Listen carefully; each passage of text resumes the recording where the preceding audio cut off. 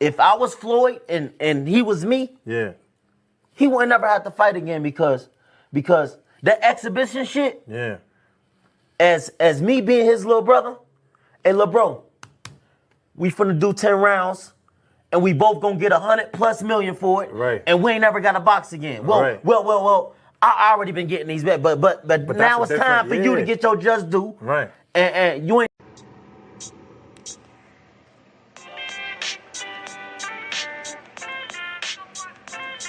Yo, you know the deal. We back again. We never slacking. Word 'em up. Ladies and guys, whether if you drunk or you high, it's time to pay respects to the illest man alive. If you think you got a point, he'll shrink you down to size. And from there it's downhill like a slinky or a slide. Open your eyes. Got a deep connection with the rise, so you might see them jump in whenever they go live. Peep it. This channel blowing up now, it's not a secret. With tons of exclusive interviews to listen to. Them other channels I hate, but yo, they missing clues. They start narratives, sip the goose and twist the truth. It don't take a rocket scientist to get the proof. Just click the live at 4 p.m. Eastern time. But when you chime in, make sure you keep it kind. But if cowards want to debate, then it's feasting time. My man Jusdu shine busy all the time. Grind 24/7, 365. Videos he might have 365. My rhyme sick, they make you do a 365. You get a rich if you think you fit to survive. It's Jusdueboxing, time to click the live. Ain't no beginners, if you soft, you ain't down to ride. I crush you, respect too, it's Jusdu. He got the illest boxing show on the internet. The boy been a threat and he ain't even had dinner yet. Word 'em up. Yeah. You know what time it is.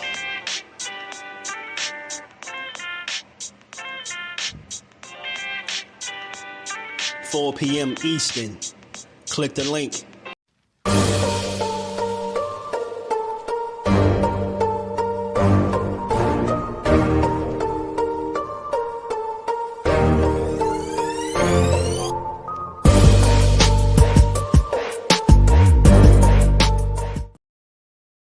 What's good? What's good? Salute to the fam on this early Tuesday. We here in the morning, y'all. We here in the morning to build on this boxing and get this end the year off the right way, man. Building on some good boxing talk. How y'all feeling this morning? It's early. I'm filling in for my guy, the big homie J Hardcore. And we're going to build a little bit on this boxing today, as we always do. Y'all already know. You catch this on the playback, make sure you smash the like button, sub to the channel, all that new stuff. I mean, all that good stuff. We're going to get to this, man. We're going to get to this. We're going to get to it. How y'all feeling on this early Tuesday morning? It's 9:30 where I'm at.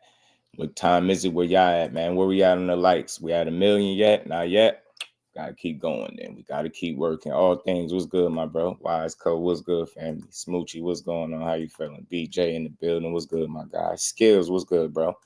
How you feeling? Lewis, 45 Hundo in the building. My guy, man. What's good, family? How you feeling, Brody?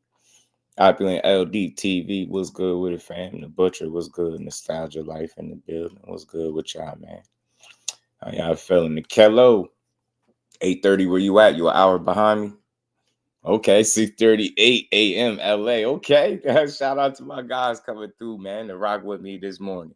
Wanted to fill in for my guy, J Hardcore, man. I know he's going to be on later. I think he said he's going to do a New Year Eve live. So, in the meantime, y'all tune in and come chop it up with me, man. We're going to talk a little bit, man. I wanted to talk about Jermell Charlo today, man. I seen a little post from him, man. It's good to hear from the dude. I want to see him back in the ring sooner than later. He had a little message for the PBC, man. Charlo said you're 9:30 in DC. Okay. Shout out to DC, LA. Okay, my guys in the building early. Oh, y'all up with me? I wanted to speak on Charlo, man. Charlo, you know, since we ain't seen him since the Canelo fight, and like I said, I've never seen a fighter's reputation get dragged in the mud as quickly as his. You know, all it took, you know, this is fight fans for you. All it took was one loss, and I'm really here to have a real boxing conversation. People don't really appreciate these fighters, bro. The man, I get it, man. The fight looked bad. It looked terrible. Bridgeport, Connecticut. Shout out to Bridgeport, man. Look like he in shape. Yeah, he hitting the bag, man. So, you know, his reputation got, you know, dragged through the mud. And I'm just a realist. I get it. Like he didn't perform well. He didn't perform well. Not everybody is trying to get knocked out. And I think Charlo made a business decision early. He wasn't getting knocked out. They have weight classes for a reason. They have weight classes for a reason. You're not going to tell me that a career junior middleweight jumping up 2 weight classes off of injury and inactivity is nothing. Think about it. If he was active and at the same weight, it would have been a difficult fight. You understand what I'm saying? If they was both the same exact size, if they was both 54 pounders, it would be a difficult fight. It wouldn't be an easy fight for him to make at all, or win, should I say. So you take that out of the equation. Now you asking him to jump up. He skipped the entire weight class, y'all. He skipped an entire weight class and went to a 2. You get what I'm saying? Skipped the entire weight class. He didn't acclimate at all. I just want to point something out, and I always use this as an example when it pertains to acclimation. You seen Andrade move from 168, where Canelo was at now, to 75. He did it the right way. You get what I'm saying? Yeah, he could have moved right up and tried to fight Kovalev, but think about how difficult of a fight it would have been without him properly acclimating and fighting guys at the weight class. So we really got to take into account what Charlo actually tried to do. You know how difficult that is? That's hard to do, man. That's hard to do. And you talking about I don't care what people think about how Canelo moving now. I get on his ass for how he moved now, but you're not going to tell me that ain't one of the most accomplished and best fighters in boxing. It is. He still is. He's still one of the top guys. He's not no walk in the park. He's not an easy win for nobody. You get what I'm saying? And now you talking about Mel Charlo jumping up to do this shit, and we just ignored all the uphill battle that it was, and we just focused solely on the performance. Y'all got to ask yourselves, it's a reason why you seen him fighting that way. It's a reason. It's weight classes for a reason, bro. He jumped up. Yeah.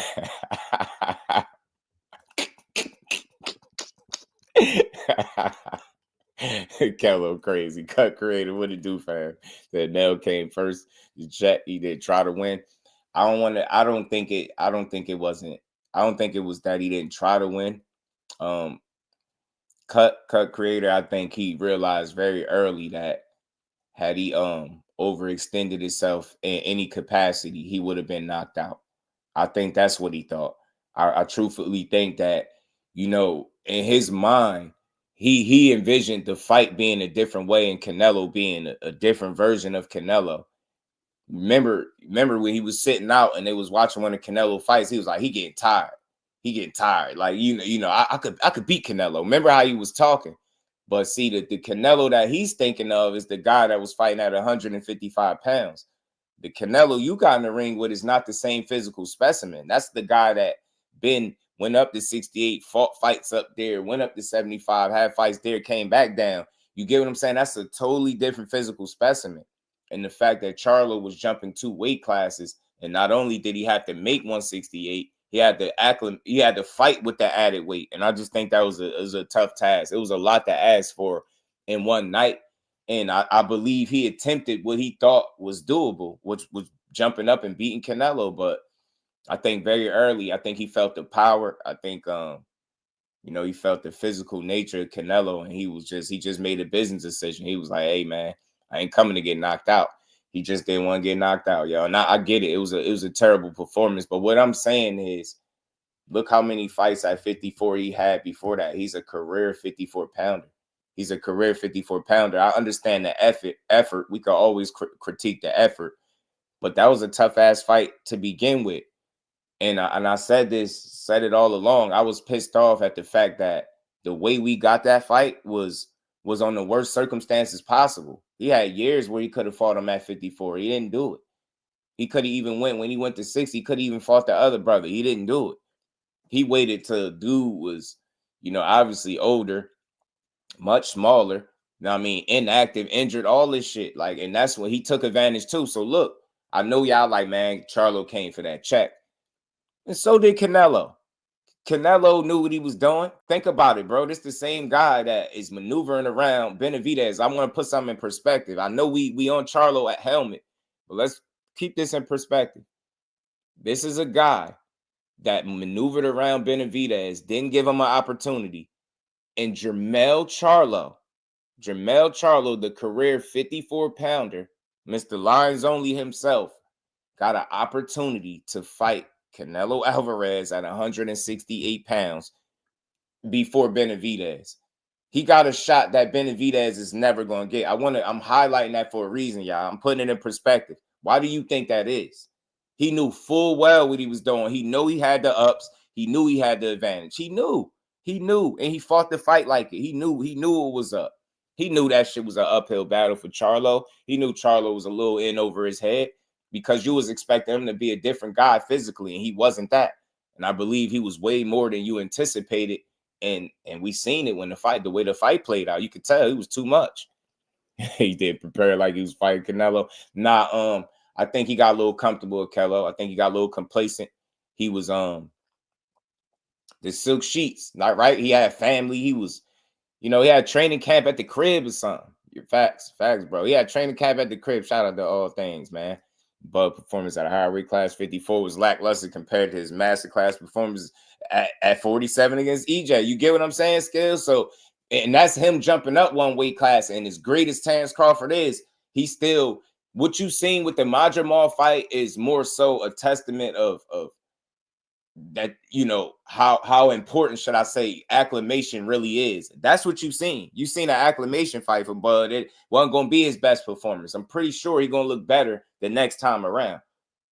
He had a chance to feel somebody at that weight, fight at the weight, adjust a little bit. Second time around, I think it'd be a lot better. You know what I'm saying? So, yeah, man, acclimation is necessary. And it's going to be the same thing for Bud jumping up, being older, jumping up 2 weight classes. If he's the fight Canelo, it's going to be the same thing, a tough-ass fight. You get what I'm saying? LaMarcus, was good, family? And he should have fought someone at 68 first. Yeah, right. Yeah, he should have. He had to. You got it. When you fighting if you're going to fight one of the absolute best fighters in a weight class and you skipped over one and you jumping straight to him, that's already, it's like a handicap match. That's the closest thing to a handicap match that you're going to get. I'm telling you, that's what that was. It's weight classes for a reason.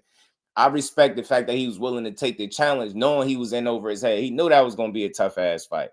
And you get me? Canelo's like, yo, I got the ups. I'm going to fight him. Think about it. He had so many other years you could have fought either of the brothers, and you're going to give it to us on these terms? So I called Canelo out a little bit on that too, man. He knew Mel was ripe for the picking. And McQueen, the professor, was good, my guy. That night I felt like Mel's performance was primarily influenced by the weight. Yo, can you tell? Ant McQueen, bro, can you try to enlighten the people? I get it, yo. Y'all hate to see the way he looked.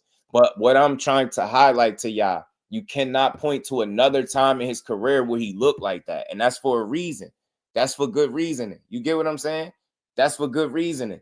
I'm telling you, the weight influenced the hell out of his performance. He did. You got to think, he didn't even acclimate. He gained all his weight. His body didn't even look the same. Now, it's one thing to carry that weight around in between camps, but it's a whole nother thing when you got to be in shape with that weight and fight with it. And you got to make it 12 rounds with one of the most experienced fighters and decorated fighters in boxing, in Canelo Alvarez. That shit ain't easy, bro. I'm telling you. He tried. I think he thought wrong. He messed around and found out. He found out the hard way. Canelo was a lot different than you anticipated. Oh, man, y'all crazy. Y'all tough. My bro said he want his bread back. Lala D. Peace, Queen. How you feel? Happy New Year to you. Like, Joe would have been ready. He said he was so calm because he prepared vigorously. You know they got to say that, though, Kello. They got to say that, Brody. What are you going to say? Truth be told, I really got a little comfortable, you know what I'm saying? And I was at the crib. I did my training camp at the crib. I was doing laps in my pool. Like, you get what I'm saying? Like, he got little laps. Same thing happened to Ugas.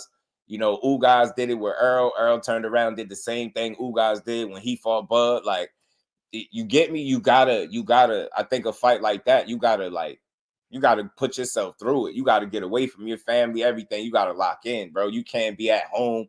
You got the family. Man, he probably was clapping. Man, he probably, you know, if him and his girl could have been, you know, I don't think he was 100% locked in. Like, I think the money made him comfortable. And I think as a result, we didn't get the best performers. But on top of that, you got a lot of contributing factors, like with the weight and all these different things that made it really, really tough for this dude to win this fight. And all I'm saying, I'm not giving nobody no out to go in the ring and don't perform, but I'm trying to give y'all something else to think about. You've never seen him do that. It's a reason for it. Like, you could say what you want. In his mind, he's a fighter. Like, he feel like he can hang with Canelo. But again, under those circumstances, I don't think he was able to, you know, I don't think he was able to envision how difficult this would have been for him. You get what I'm trying to say? He in no way, shape, or form did he anticipate this fight being this difficult. Did he anticipate the added weight affecting the performance? That's what I'm trying to tell y'all. Like, I'm not giving him I'm being real. You've never seen him fight that way. It was a lot going on. It was Canelo, the level Canelo was on. I think it was the punching power. I think it was him trying to fight with the added weight and really perform. And think about it. Not only do you got to perform, you got to perform at one of the highest levels to beat Canelo. A subpar performance ain't going to beat him. You get what I'm saying? Taking the shot 3,000 times. Nah, I get it. Jermell, super respect. Yeah, man. I think some of that was mutual. Like, as far as the respect that they showed to because it was on both sides. I think they showed mutual respect.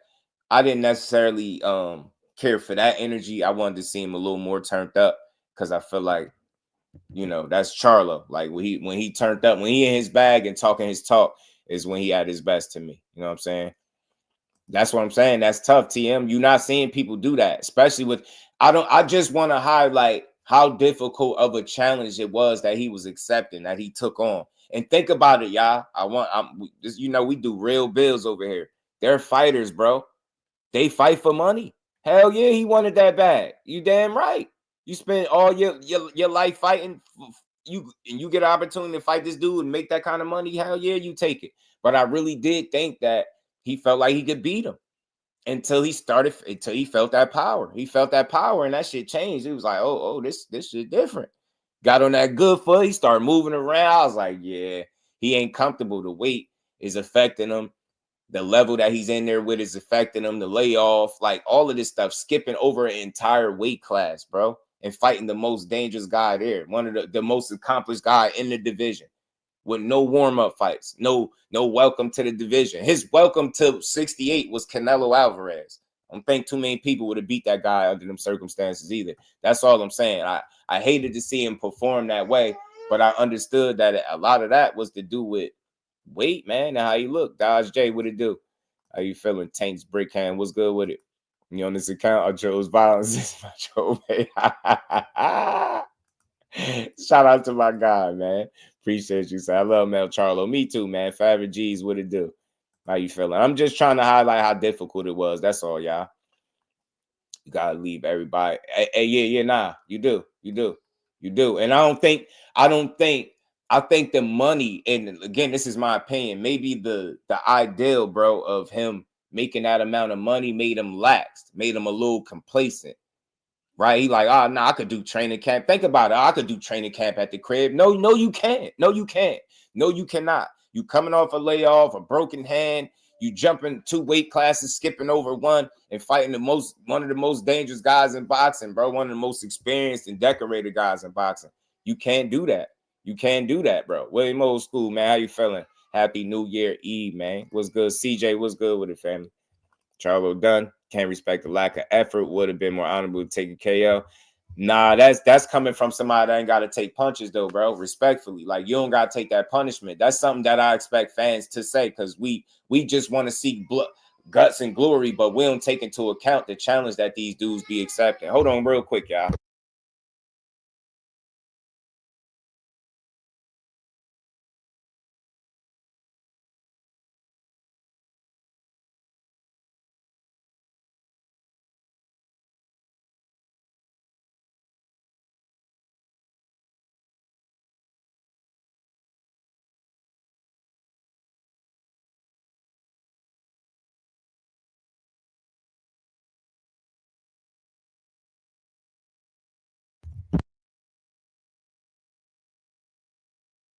Oh, my bad, y'all. Back to what I was saying. I get it. Rick Thames, what it do, family?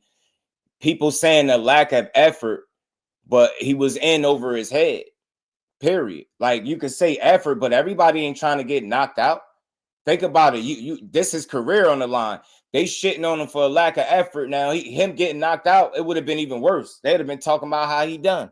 You get what I'm saying? So I don't know, man. Like them taking punishment, it ain't fun, bro. And I'm not saying go in there and put up a lack of effort, but I think he was in over his head. Sometimes you could bite off more than he could chew. I'm not hearing nobody really highlight this shit. That's what it was. I'm keeping it a buck.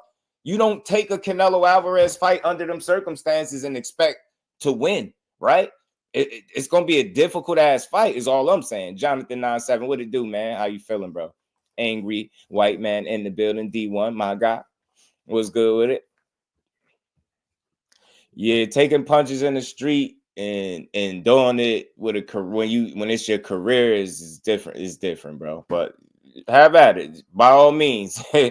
He's supposed to get knocked out is kind of silly though. It's kind of silly.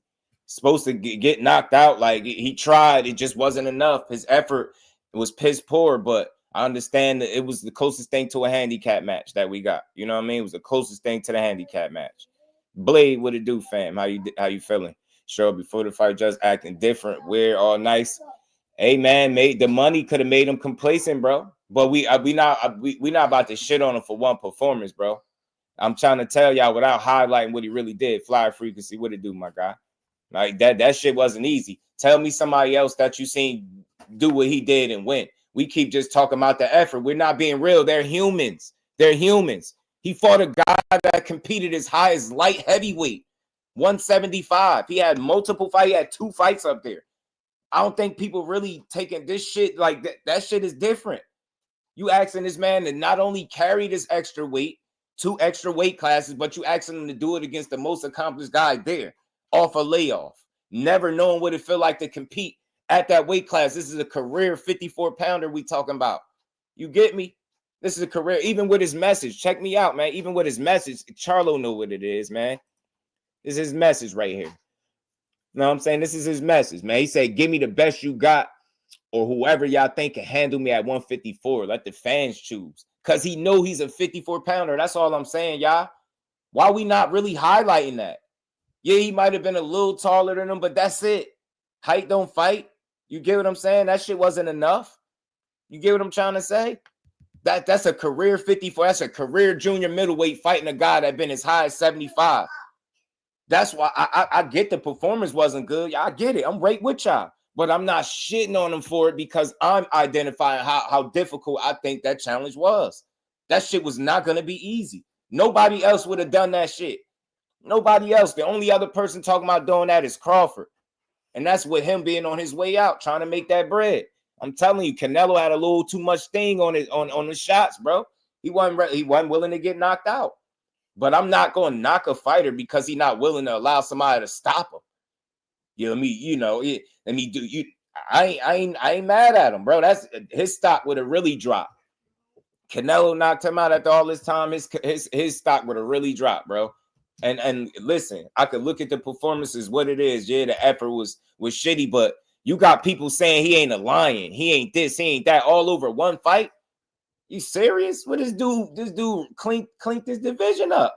He cleaned it up and did it the right way. Yeah, so what? He took a bag move. Hey, listen, they prize fighters. You got to be a fool to turn down an opportunity to fight Canelo. But I really think his intent was to try to win. But he felt the power. he felt the pressure. And he was like, hey, man, this shit different. You could see the look on his face, even when he got hit and he took the knee. Like, it didn't look like that was the biggest shot, but he was like, hey, man, too many of those, I'm going to be out of here. Get what I'm saying? That dude, he wasn't trying to get knocked out. I get it. I understand it. The fight was frustrating to watch, to see him go out like that. But I could, it was hard for me to ignore the fact that he was just fighting the closest thing to a handicap match, y'all. That was a real life handicap match. You get me? Get me, skills, height, don't fight, but reach could teach. You feel me? Yeah, Tay D, what it do, my guy? How you feeling? Nah, I think, and look, nobody could anticipated him performing that way until we seen it. And I think it's the same thing with Bud. Now, I don't think Bud just won a payday. I've never seen Bud get in a fight and not try to win it. This was the first time we've ever seen this from Jermell Charlo, y'all. And all I'm saying is it just wasn't a good. The money influenced him to take the fight, but I don't think it was a good fight to take. Not under them circumstances, bro. You get what I'm saying? But that was like probably a once in a lifetime offer. And man, the hell nah. Put some more respect on Charlo's name. He legit filled in for his brother. Y'all remember they said it was supposed to be Jermell Charlo. The man said, I'll take the Canelo fight from 54. Nah, man, I get it. I'm right with y'all. The performance was shitty. But I respect the hell out of what he tried to do, bro. I do. I have a body of work from Charlo at 154 that shows me and tells me that he's a real fighter. The first time that he took a loss, we seen the Tony Harrison loss, but he got it back. You get what I'm saying? We're not even allowing this dude an opportunity to bounce back. They saying he done. He not a lion now. He ain't this. He ain't that. I think that's BS, bro. I think that's BS, man. Gotta put some more respect. He took his brother smoke, bro. He took big bro smoke. Man, he took big bro smoke. He had shit on lock at 54, y'all. He was just fine beating ass at 54. He had an opportunity. He said, man, my bro ain't right. I'll take that smoke, man. I'm rocking with Charlo forever. The performance was shitty. I get it, y'all. But I'm not about to reduce this man to one loss. That was a bad fight, but he's not a 68-pounder. What did that show me? That his weight class is for a reason. That's all that means. Y'all give me 2 seconds.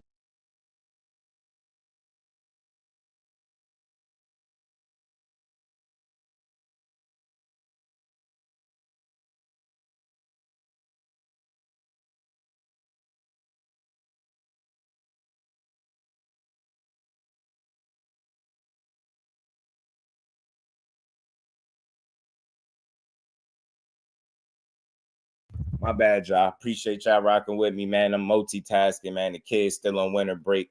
Clay Moraine, what it do, my guy? How you feeling, man? Good to see my guy in the building, man. Let me get Clay Moraine stuff, man.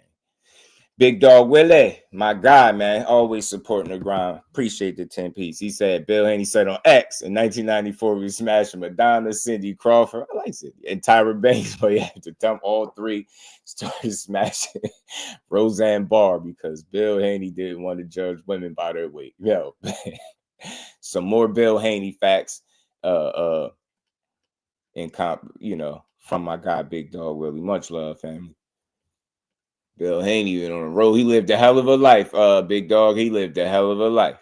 You know, he lived. And we ain't never got a box again. Well, right. well. I already been getting these back, but now it's time for you to get your just do. Be right, what it do? Yeah, man. We gotta put some respect. Al Booker, what's good, family? How you feeling, bro? We gotta put some respect on his name, yo. He took his brother's smoke, yo. I get it. It was a piss poor performance, but y'all gotta at least respect the intent.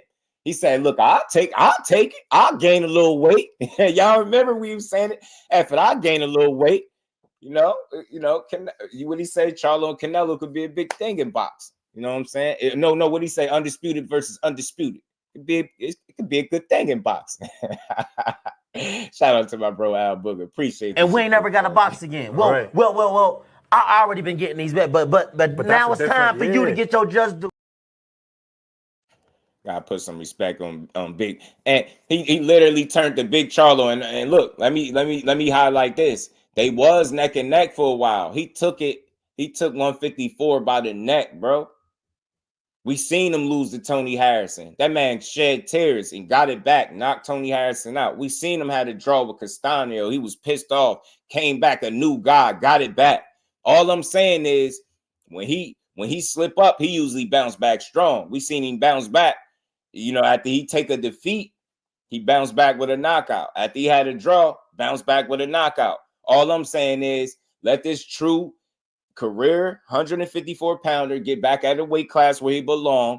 And if I see a performance like I did against the one with Canelo, then I'll lose my mind. I'll completely lose my mind, y'all. I'll lose my mind if I see him put up a performance at 54 the way he did against Canelo at 68. I bet you'll never see that because that's where he belonged. He did not belong up there. That's all I'm saying. And he had to find out the hard way. They sent him back to Louisiana, Kello. That's crazy. Signed up for a talk. Now, look, it's cool. But you going, what else is he supposed to say, Rick Thames? It's going to be a good fight. I think, you know, he going to talk his talk, right? He's supposed to say that. There's nothing wrong with what he signed up for, but that still don't change the fact that the challenge in and of itself was very difficult. You get what I'm saying? Like, let's be 100. If they was true, they was both at 54, that fight still would have been difficult. If he wasn't coming off a layoff and a hand injury, that fight would have still been difficult. Now factor all of that stuff in and jump him up 2 weight classes. That's where I'm at. Yo, that shit is hard. Seeing him get knocked out when it made me feel no better, y'all. Y'all telling me y'all would have felt better seeing him just get knocked out, go out on his shield? Ah, man, he's too smart for that. Remember, Charlo was more of the boxer out of the two. It was Mel that was considered the puncher. Or Morrell, should I say, that was considered the puncher, right? Mel's still more of a pure boxer at heart, man. He got on a good foot. He wasn't coming there to get knocked out, bro. He wasn't trying to get slept by Canelo, man. He wasn't trying to get slept by Canelo. Shout out to everybody in the building pulling up with this early build. Big dog. Boxing with 2-4 was good, fam. Black Parent, what it do? So imagine your big brother coming to fight. You get me? Big bro said, look, I'll take the pound. I'll take the fight, bro. Big bro ain't right. I'll take the fight. I respect the hell out of that. I do, yeah, I do. I respect it. That was a tough ass fight. 3 out of 10 goals are the only thing that matters in 2025. Talk to my bro. Appreciate the support, family. Y'all keep smashing the like button. Rock with your boy. We gonna build on this early morning, man. Talk this good box. And we ain't never got a box again. Well, right. well. I already been getting these bet, but now it's time for you to get your Jusdueboxing. Shout out to my guy D1, always supporting the grind. He said rematch. He need to spar Bleed. He'll win. Shout out to Bleed. I'll never see Jermell Charlo do anything of the sort at 54. But you get me though. But that where he supposed to be at though. That's it. He found his sweet spot, D1, and I think that's where he belong at. I even was willing to see him go to 60, but 58. I mean, but 68. I'd rather see you try your hand at 60 before you jumping up and do that. Shout out to my guy, D1, man. He said, damn, slip a shot and sit down in the shot or two, man. Man, yo, hey, Kello, he was ducking that heat, bro. Canelo was throwing that heat, man. Man, don't act like that. Don't act like that ain't the computer all done. You know what I'm saying? Like, you never know, man. He was fighting that guy. Shout out to All Things. Appreciate this. And we ain't never got a box again. Well. I already been getting these bet, but now it's time for you to get your Jusdueboxing. Shout out to my guy, man. Appreciate you. Say Floyd went up and beat them fools. Floyd was different. Yeah, but Floyd ain't go up to no 68 of Kello, respectfully. And Floyd did that shit the right way. He wasn't skipping over, he wasn't just skipping over, you know what I mean? Weight classes and wilding like that now. You know what I'm saying? But he was fighting much bigger guys. And you know, Floyd is Floyd, man. You know, Kello Floyd is just, he was God gifted. He wasn't talented. It was past talent with Floyd. He was truly God gifted. He looked like he was made to box, bro. Dre Smith, what it do, my guy? Judah Vision, my guy. He said, I got 1 more hour and then you off work. Hopefully I can get you through the hour, Brody. Dante's Boxing Talk, my guy. Throw that smoke at you. Nah, that's all I'm saying. That's what I'm saying. Like, I'm just facts, Dante. Like, yo, he's fighting a physically big specimen. That little ass what other 5'8"? How many 5'8" guys you know fought at light heavyweight, bro? 5'8", 5'7". Canelo little as hell, but he packed the weight, bro. I'm telling you, it was too much of a jump. That's all I'm saying, y'all. I'm not defending the performance. I'm just highlighting what I believe played into why the performance looked that way.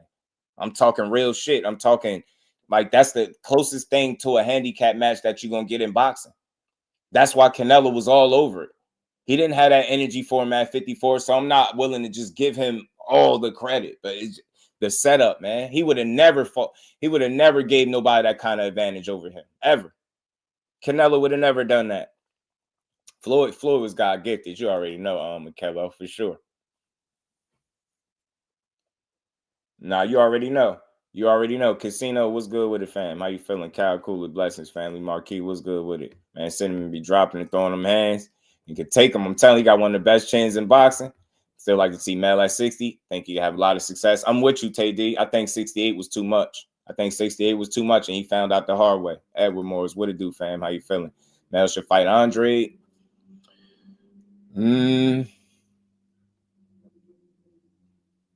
I'd rather see Maul fight Andrade, to be honest. Yeah, Greg Hackett. But Greg Hackett is a unicorn in boxing. And I mean that respectfully. Like, people can say what you want about his record. The man fought from, I believe, welterweight to heavyweight. And he here to talk about it, got all his faculties and everything. I don't give a damn what nobody's saying. Shout out to Greg Hackett, man. I got a Greg Hackett video, too, to play. Him and Brian Norman Sr. was going at it. Smaller yet will not go out like no sin versus Canelo. Yeah, I think it's temperament, though, man. I think it's temperament, bro. I think it's temperament. And look, Rick Thames, look at it this way, right? We know that Bud Crawford has the kind of temperament when you hit him, he going to get his back.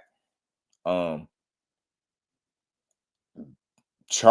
was more of a pure boxer at first, and I think that's what he resorted to doing when it got too thick in there. He just got on a good foot, and he was trying to, maneuver around the ring and manage those rounds without getting stopped. You know what I'm saying? But nah, I'm with you. I don't think Bud to go out like that. And look, to be honest with you, bro, Rick, we couldn't have anticipated Charlo performing like this. This is why people still hung up on the performance and disappointed, because he's never shown you that. But I feel like there's a bigger picture. There's a bigger story than just the performance being bad and why he looked like that. And like I said, if I ever see him look like that at 54, I'm all over him, because that's where he belonged, truth be told. You get what I'm saying? I don't think we'll ever see it. But yeah, bad performance, but just a very tough setup. You know what I'm saying? That not too many people would have jumped up 2 weight classes and beat Canelo like that. You know what I'm saying? That should have been very, very difficult to do. Low Blow Boxing, appreciate the support, family. So do you think Bill Haney will embrace Big Dog Willie facts and will pass it off as a real account of his life? I'm just wondering. He might. He said his content. He said, publicity is good publicity. He might embrace Big Dog Willie. Low Blow. Appreciate your support, though, family. But yeah, man, shout out to Bill Haney, man. Don't nobody come with the facts like Big Dog. And we ain't never got to box again. Well, right. well, I already been getting these back, but now it's time for you to get your just due. He's Berto Duran beat Iran Barkley. Charlo not cut from that cloth. Nah, listen, man. Those dudes back in the day. Shout out to my guy Mike Mazak. How you feeling, Brody? Always good to see my guy in the building. Look, I'll say this. I think Charlo is as real as a fighter as it gets.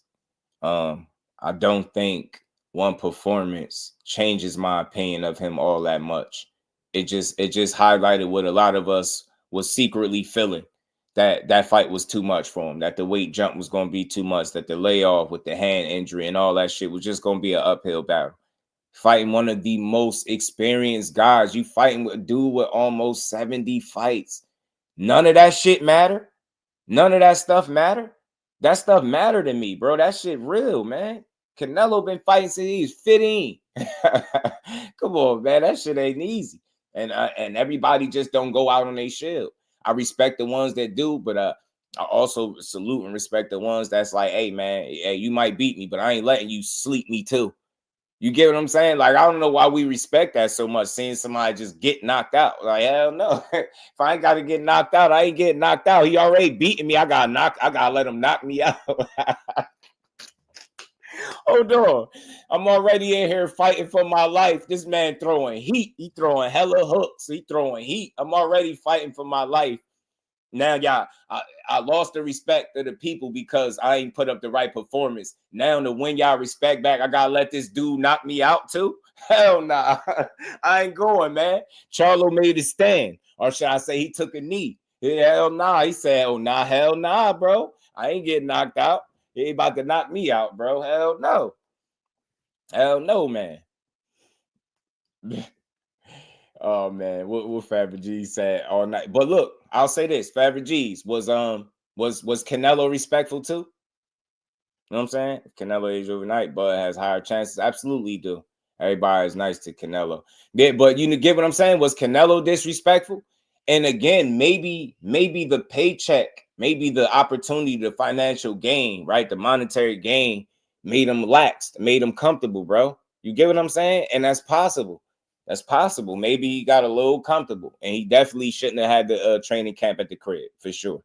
For sure. But Canelo fight could end very bad. Yeah, you might have a decision to make. Yeah, like seeing, like, you think I want to see Bud Crawford get knocked out by Canelo to feel like, yeah, at least he got knocked out? Hell no, I don't want to see that. I ain't trying to see my guy get slept. Hell no. You know what I'm saying? He took a stand. Yeah, he took a knee out, but my back. He took a little knee. But nah, man, that shit was a tough fight, bro. And I'm not coming off it, bro. That's a hard ass fight, bro. That was a hard ass fight to take. And he took his big bro smoke, bro. Big bro wasn't right. He was dealing with some things, trying to get right. Little big bro said, little Charlo turned into big Charlo, man. Y'all act like y'all forgot, man. Put some respect on my guy. Crazy how little boxing fans remember the past.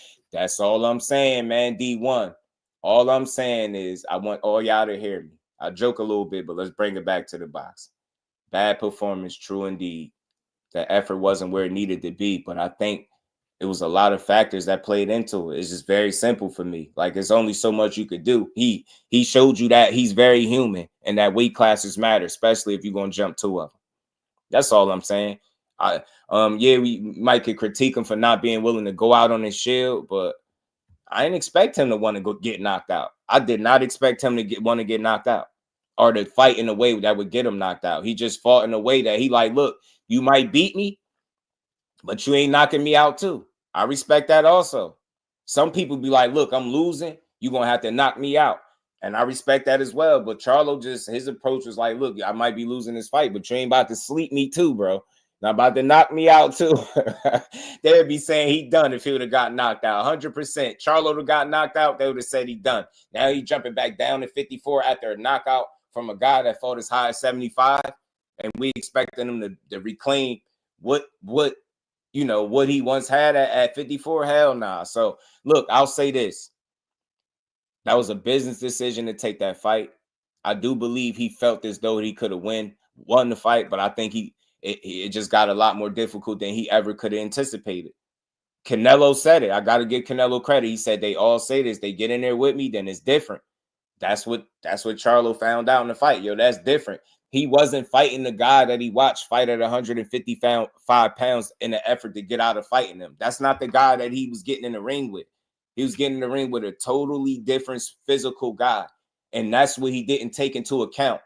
He was looking at him getting tired in the fight. You say Canelo don't throw a lot of punches. It looked a certain way from the outside looking in until you got to get in there and you the one standing in front of him and you got to dodge them hooks and them uppercuts and them body shots. You get what I'm saying? That shit was, I know it was a tough fight.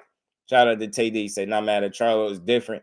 He did that with it in his weight. That's all I'm saying, TD. I ain't saying it's cool to lose or not give your best effort. But I think, y'all, respectfully, I think that was the best he could have gave on the night without getting knocked out.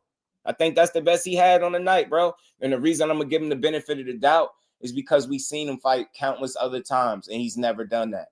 That was the best he had on the night. And I'll admit, in my mind, I don't think he was willing to go out on his shield. Shout out to TD, man. Don't work too hard. Appreciate you pulling up. You said Charlo versus Mutazaliev. Hell yeah. Hell yeah. Great fight to make, Casino. Great fight to make. We definitely a business decision by Mel not getting knocked out. Yo, bro.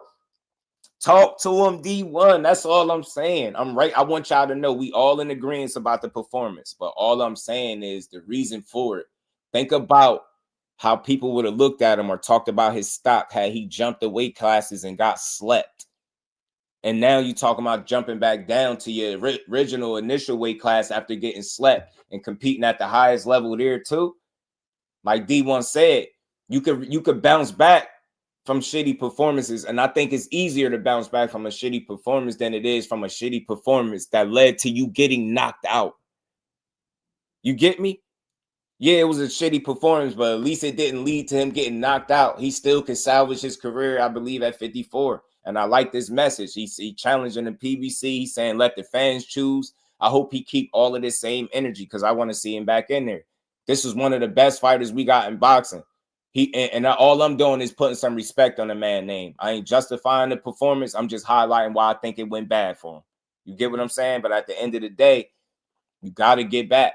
And that's what's most important. So as long as he continue to sit on the sideline, there's going to be people that's going to question what he is or ain't at this point.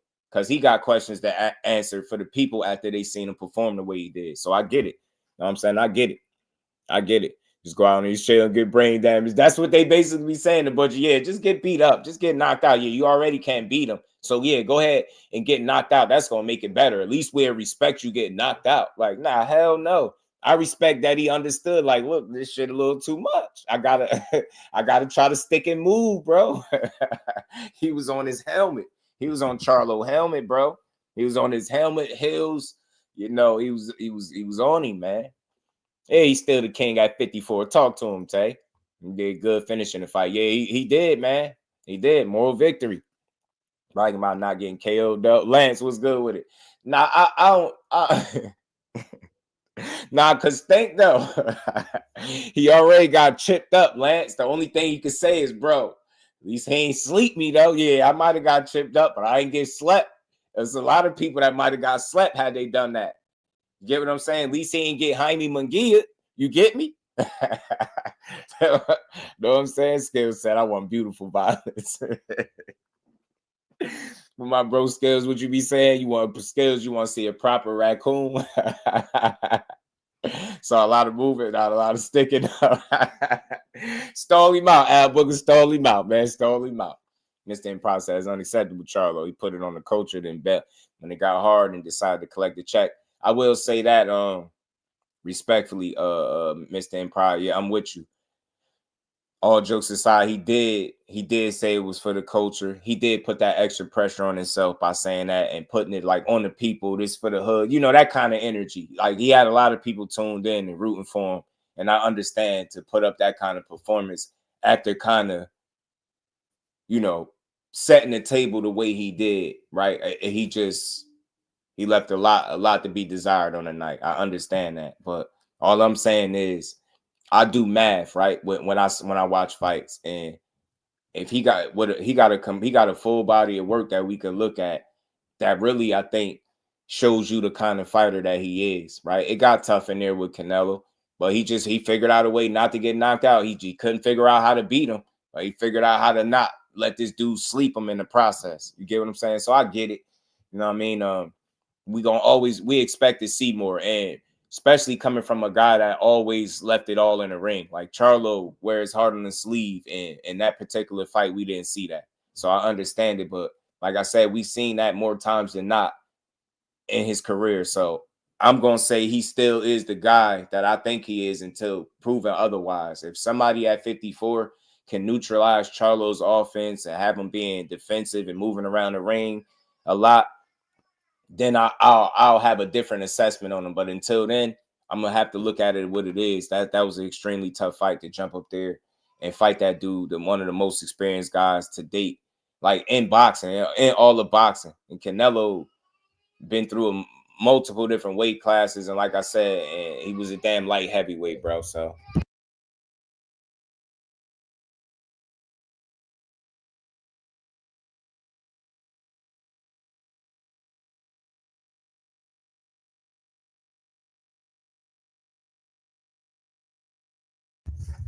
Yeah, I punched that like button for you, bro. We're going to keep rocking, though. We ain't done Canelo's punching hella hard. Yeah, Charlo was not having it. Yeah, man, that heat, he was throwing that heat. Charlo had to stick and move, bro. Had to stick and move. I ain't saying it's cool, but he had to find a way to survive. Some people are like, I want people to understand something. All this, we give too much credit to this so-called going out on your shield. Some people do that because they have no other choice. They have no other choice. Charlo was like, look, I'm good enough to know that I'm losing this fight, but I ain't about to let him sleep me too.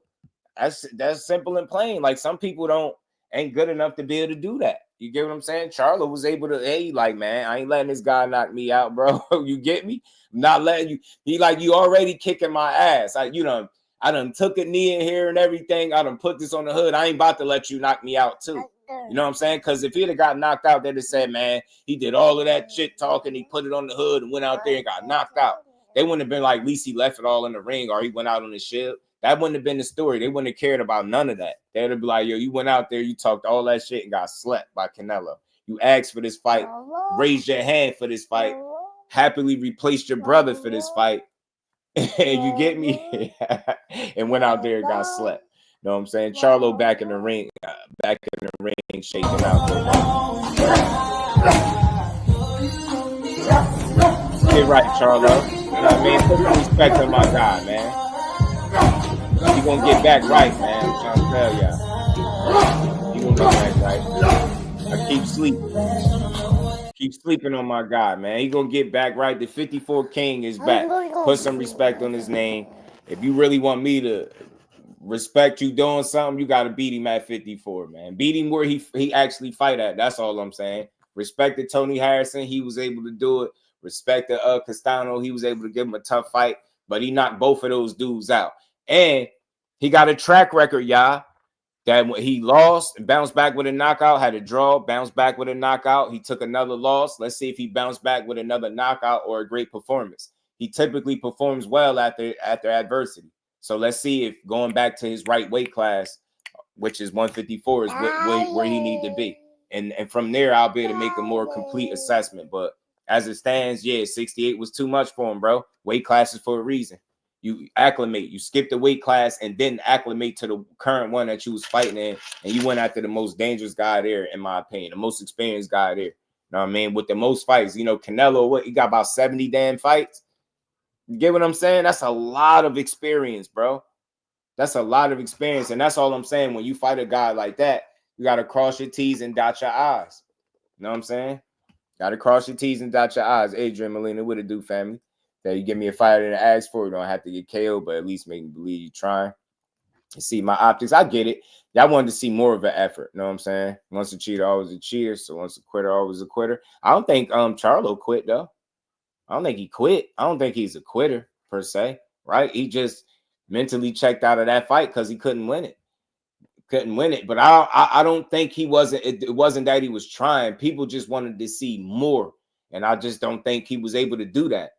You got to think he fighting with that added weight, man. You don't know what his body is feeling in there. That's why I say, man, we always say weight classes for a reason, and weight acclimation is really important, especially when you fight in the upper echelon. You don't just jump in there and do that type of shit, man. So I don't give a damn how hard that he trained. That was damn near an impossible task. It don't matter how hard you train. You can't make up for the fact that you've never fought at this weight class while skipping over one. You can't make up for it. It's very difficult. So like I said, man, I can't wait to see him bounce back. I'm glad to see him back in the ring, and I'm ready to see it. I'm ready to see him. Well, back in the gym, I'm ready to see him back in the ring, so we could start a new conversation around Charlo, right? I think he got a lot of flack for losing, more than he should have got, right? I get it, but to say he not a lion and he ain't showed you that he's been a dog all his career is crazy to me. You know what I'm saying? Same reason Crawford is going night. Because Crawford might actually go for it. Praise it, man. Hurt his box. You can't play this issue. You want to get plummeted higher Floyd. I'm telling you, can't do the same thing versus Boots. And he got praised. Yeah, that's true. True. Yeah, I don't think he quit. Yeah, me either, Marcus. I don't think he quit. I also say skills pay the bills. Yeah, but experience is the best teacher. We know that too. Ain't no experience. You know, experience is the best teacher. And we know who had way more experience in that fight, and it showed. It showed. That's Baby Duke talking to y'all. Yo, Baby Duke said, "Good morning, y'all." Only day he swear he could talk. He won. He swear he be going too. Chatterbox. Candy Slim, what it do, fan? Said the fan say Bakram. That boy mysteriously I have a hand, back, shoulder, neck injury. I hope not. Nah, I don't think that though. I don't think that. I think his hand injury was legit, right? I don't think he's a guy that is maneuvering around smoke. I won't put that on him. I won't put that on him because they did that to him with the Tim Tszyu thing. But like, you don't duck a Tim Tszyu and fight Canelo Alvarez. That don't make sense, right? So I don't think that was the case. You know what I'm saying? And he back at 54, man. Y'all got to show me y'all can beat him at 54 because the last time I checked, he was the king. Y'all got to show me y'all could beat him. Y'all wasn't trying to win. Nah, I don't think it. Again, man, it wasn't that he was trying to win. I feel like what we felt like we seen more was a guy trying more not to get knocked out than to win, right? But I don't think it wasn't just him not trying to win. I just think he was in over his head. And I think he understood that. And it's tough when you feel like a guy has made the decision mentally where they checked out, but that's just what it was. He was like, bro, I think if I press any harder, I'm gonna get knocked out, and I ain't trying to get stopped. You know what I mean? I think he couldn't anticipate the challenge that was to come trying to fight with that extra weight like that, y'all. You know what I'm saying?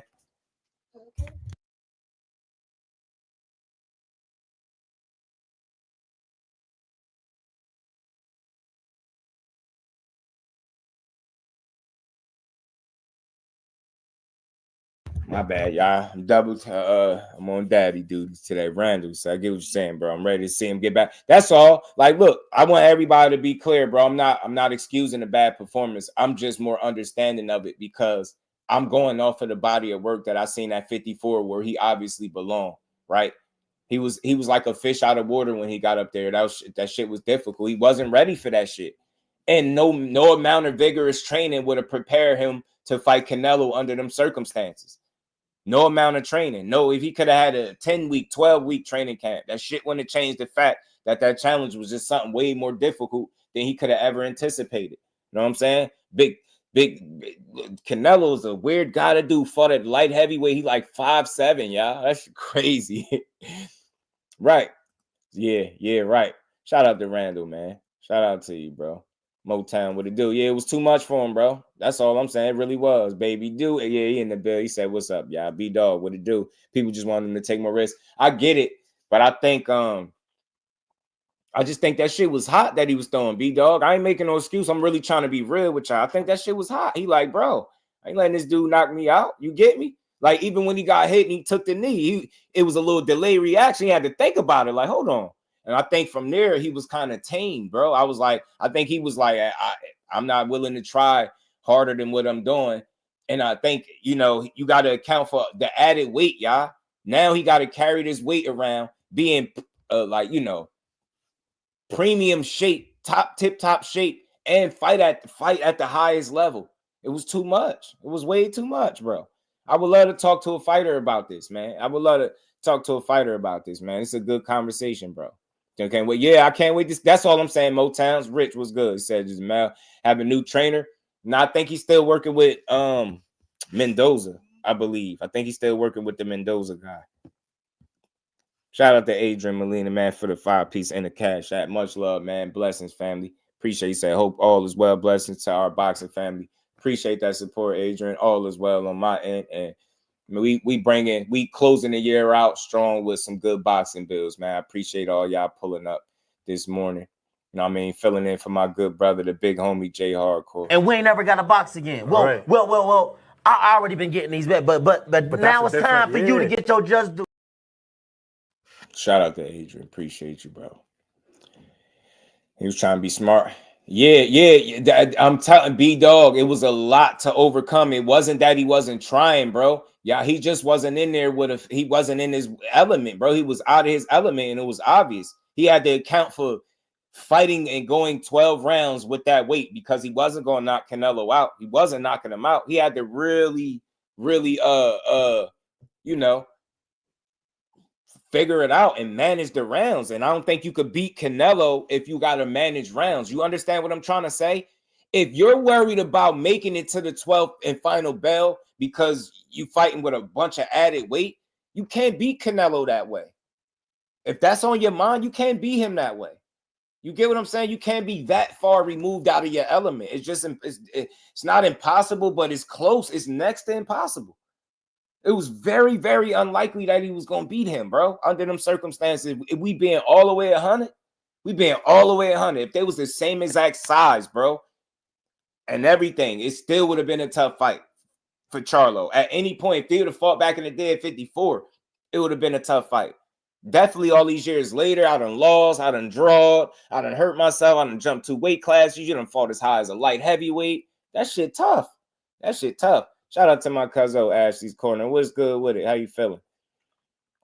He said, it's abducting me. Boots Charlo at 54. That's a good fight. That's a good ass fight at 54. I ain't gonna lie to you. That's a good fight at 54. Don't loan me. Oh man, tell him it's like Canelo versus Bevel. Hey, look, Blade, respectfully, he went up there. Great point, bro. He went up there and what, y'all? He found out that it was too much. Yeah, he tried, but he got his ass kicked. It just was too much for him. You get what I'm saying? Same thing. He knew he was. It took a while, but after a while, he knew Demetrius Bevel had him. Man, he knew Demetrius Bevel had him. He started talking about how he was injured, all type of stuff, man. John's Garage, what it do, fam? So I don't think Charlo had enough power to keep Canelo off him too. Yeah, he won the 68-pounder, bro. His power wasn't going to transition up from 54 to 68 like that all in one fight, in one training camp. That's not even realistic. Think about what we asking for. We asking for this dude to really be like a 68-pounder in all in one training camp. That's a lot, yo. I don't give a damn what he said in the presser. I wasn't fooled. I knew that was going to be an uphill battle. When B was punching at Canelo at 175, Canelo didn't just go all out. He didn't. And look, it didn't affect him. It didn't affect him.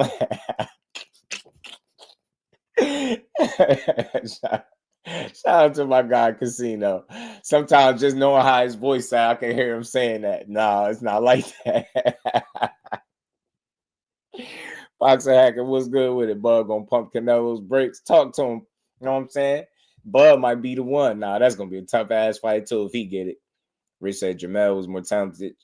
Charlo brother. If you ask me, shame he messed it up. Jermell was the only one to school. Sergey Dervinchenko. Oh, I don't think he. I mean, hold on.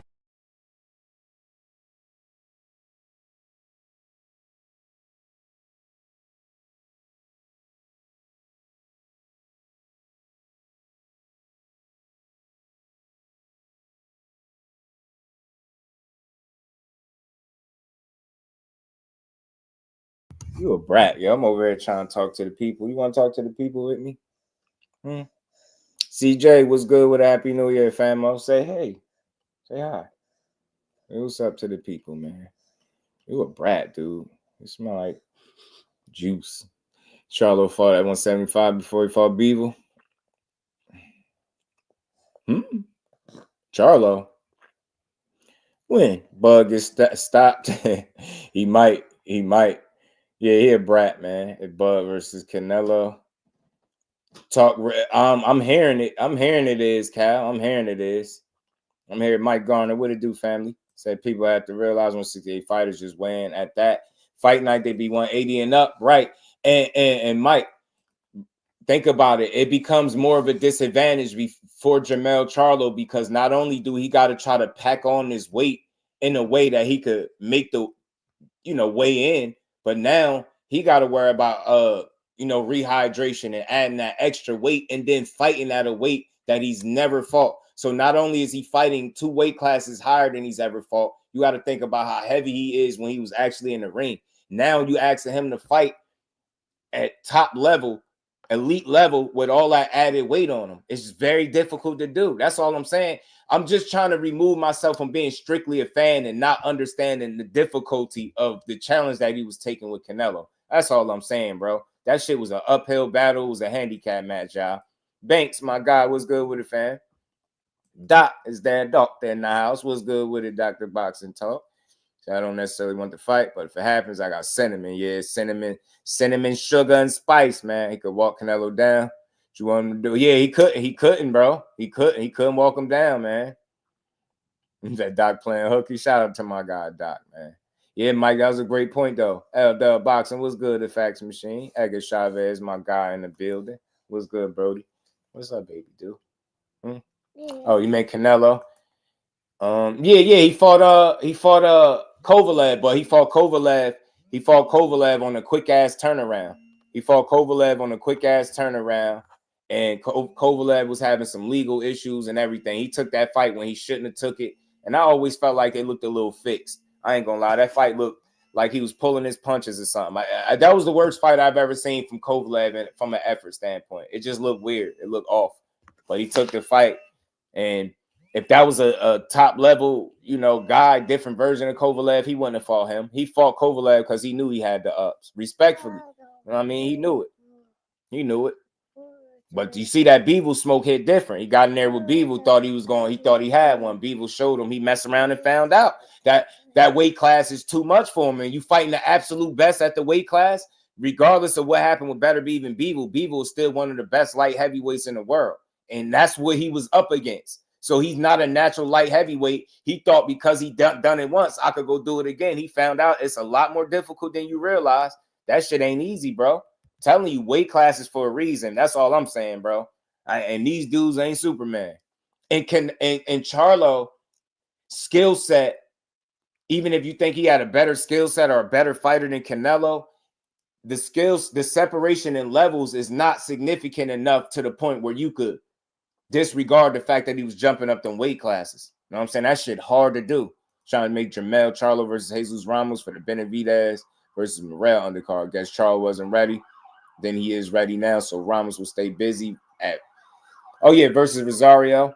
Yeah, you was telling me that, Dub. You was telling me that. That's why he took that fight. He wanted to stay busy because Charlo wasn't ready or something like that. Now he's saying he's ready. I mean, look, I think he need to get back. I think he is ready. He need to get back in there. Every Hall of Fame. No resume fuck because he had the ups. Yeah, man. You know how that go. What's up, baby? Say hi. Say what's up. Say what's up. Say what's up.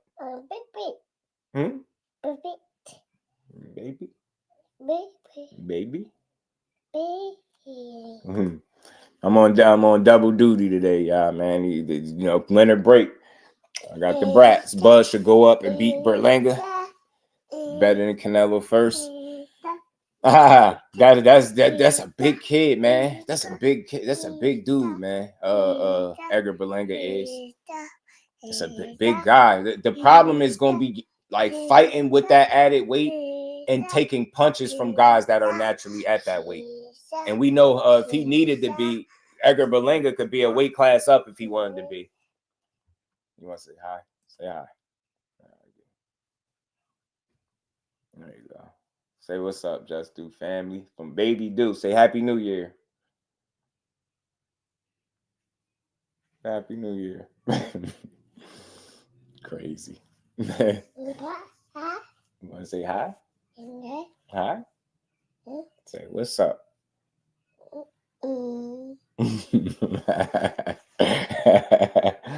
That's my baby. Bud, you better not. Gotta get back to work, man. Happy New Year. Appreciate you, Adrian, man. Don't work too hard, man. And Happy New Year to everybody, man. Yeah, man. He growing fast, man. He's smart as hell. He's still only one though. This little dude be talking his butt off. Uh-oh. You want juice? Go get it. Go get your juice. Go ahead. You supply background music for you, right?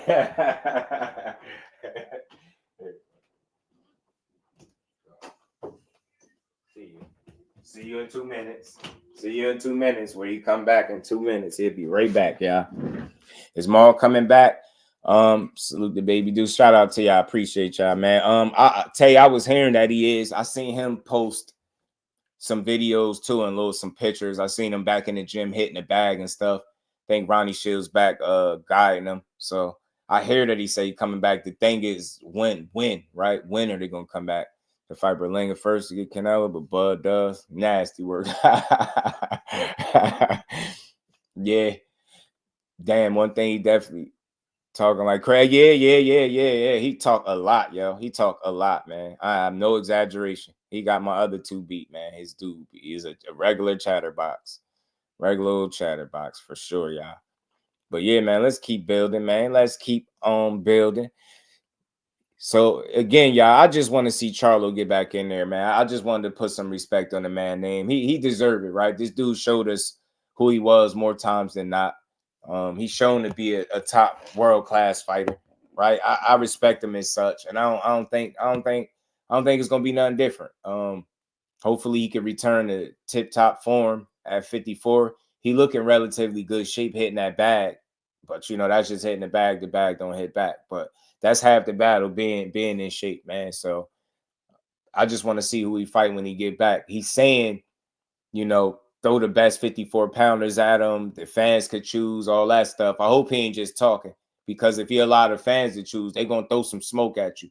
If you allow PBC to throw some smoke at you, they got something for you. So me personally, I think him and Jesus Ramos would be a interesting fight, Dub. And it'd be a tough fight for him stylistically, because Jesus Ramos throw a lot of punches. But Charlo, on the top of his game, could still beat a guy like that, I think. You get what I'm saying? But it won't be easy. Ramos is going to bring it. And I think he only getting better. I think the loss to Eric Salubin going to make him better. I do. Jermell versus Caleb, and or Berlanga versus Plant. I like that. I like the I like both of them fights. I like them both. And hopefully, hope we get them. Berlanga and Plant need to happen.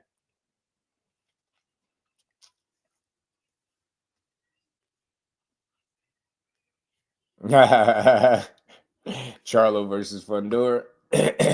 Not a bad fight. Kevin King, my guy, was good with it, fan. Charlo and Fundora is not a bad fight either.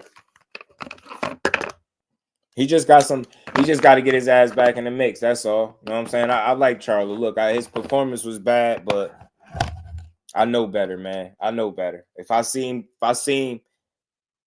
him perform like that again, then I'm gonna say, you know, he changed, obviously, but I gotta see it. Terrence versus Jermell playing out. That's a good fight, bro. That's a good fight. I anticipate Terrence Crawford looking better if he fights again at 54. I don't know if it's Canelo or bust for him, but I expect him to look better. But that's a 50-50 type fight. Why I say that? Because Charlo, career 54 pounder. And as long as he can return to form, I don't think the Canelo loss was so damaging that he can't come back from it, right? His reputation probably took a little hit, right? People clowned him, talk crazy for a little bit. But it's boxing. I think all would be forgotten about, or not so much forgotten about. People will stop bringing it up as much. If you just return to form, you get back to 54 and you make some meaningful fights. If you're asking for the smoke, then the fans are going to expect to see you in there with the smoke. So I just want to see it, man. Him and Terrence Crawford would be a interesting fight, and seeing how he looked against Canelo, even though, you know, that's Canelo. That's a 50-50 him and Bud, I think, man. Bud being more active, I guess, in recent memory. Man, yo, man, that's definitely a fight he could lose, man. Terrence Crawford is a beast. Terrence Crawford, a beast. Very good counter puncher. That'd be a good chess match to watch. Man, either guy could win, respectfully. I think so. I think Jermell Charlo got the power to stop Bud if he caught him with the right punch. I ain't saying he would, but I think it can go either way. I think Crawford could win on points. And that fight can go either way. That's a great fight if we could ever see it, but I don't think we would. It's too good to be true. Ramos, yeah, he big as hell, bro. I wonder how long he gonna be there. Nick Ballin, what it do? Happy New Year, family. How you feeling? Trying won't be enough. Nope, sir. No, sir. Yeah, Cinnamon versus Bud is the one. That's what you want to see. Let's see Spence versus Charlo instead. The Texas. Damn. Gonna put the Texan brothers in there with each other. CJ, shout out to you, bro. Shout out to you. Appreciate you, family. Cinnamon and Bud. I mean, I don't know. I mean, I'm hearing talks about it. I'm seeing little videos here and there, but It still remains to be seen if he's going to get that fight. Who's the best at 54? Charlo. Charlo. You know what I'm saying? Ask Charlo. Now, who the best, like actively best fighter at 54? I mean, I still do think he, to a degree, is demanding until somebody show otherwise.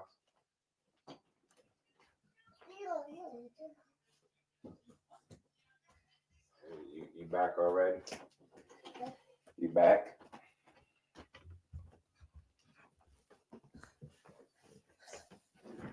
Man, this little guy. Who Charlo want to fight? He said give him the best at 54, or he said let the fans choose. Let me pull this little post back up real quick where he put this on his story or whatever. This is what he said. Give me the best you got, or whoever y'all think can handle me at 54. Let the fans choose. Lines only. Make it make sense. So he's saying he wants smoke, basically. That's what I hear. That's what I hear. He want all the smoke. You did. So I think he still might be the guy to beat. I'll say that. If he's the best, it remains to be seen because he's been inactive, right? But I think Charlo is still the guy to beat, is what I'll say. Still the guy to beat. It's a lot of talent at 54. Maybe he's the most proven, right, out of everybody that's there, the most accomplished or whatever the case. So I think that makes him still the guy to beat to a degree. But who's the active, the best active fighter at 54? I think it's still up for grabs, respectfully. I think 54 opened up after Charlo took the fight against Canelo, and then the belts went, and then some more fights happen. You get what I'm saying? You got some newer players. At 54, you still got some people that was the Tim Zoos of the world still. It's a lot of smoke at 54. Second best, who he gonna fight? I don't know who he gonna fight, man. I really don't know. I have to think about that, man. I think it's still up for grabs. It's a good conversation as to who the best is up at 54. I think it's still open.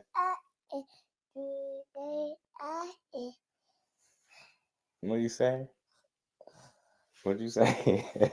You singing? You crazy. You singing? Little pot belly self.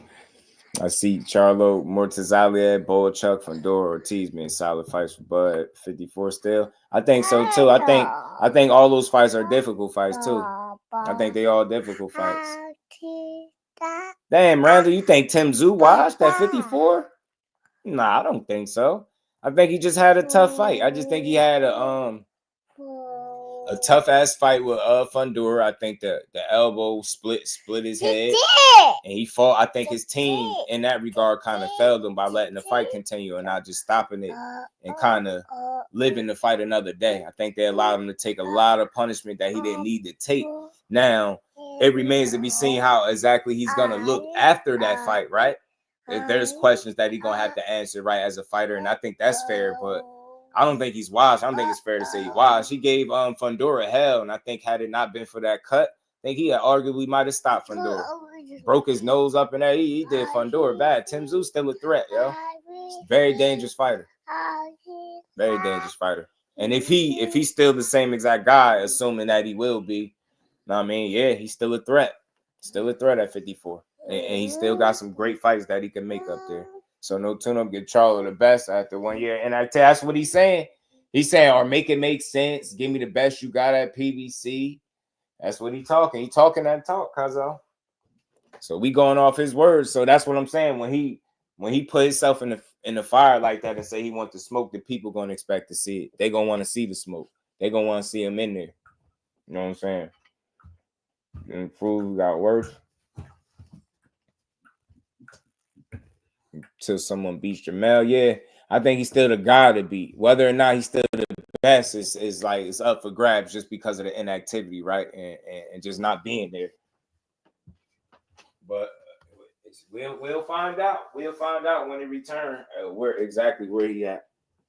We'll find out. Tim got impatient versus Mortazali. Yeah, got caught cold and never recovered. Oh, yeah, man. Damn, hold on. I almost forgot about that. I'm tripping, y'all. Pardon me. That's why. Pardon me. Shout out to Randall. That I almost forgot about that. I forgot he got stopped by Bakram. Damn, nah, you might. Now I see why you saying he's finished. I almost forgot. I don't know how I almost forgot about that Bakram Mortazalier fight where he got knocked down crazy. Yeah, he got punished. Yeah, he might have. I think so too. Anne McQueen. I don't want to say he washed as much as he did get impatient. He got caught cold, and I definitely don't think he ever recovered. And Mortazalier got that kind of that he put it on you. Like he ain't gonna let up off you. Like he get you hurt, he gonna get you out. You know what I'm saying? He whooped Tim Tszyu ass. I don't know how I almost forgot about that shellacking, y'all. Man, I almost forgot about that. He did. He got handled, man. He got handled. It was the rehydration cause that killed Tim. Tim had a message for the people too. What Tim said he come back. Yeah, I got stopped bad. All things. I don't know how I almost forgot. Pardon me. That's why Randall say he think Tim Tszyu is washed. I get it.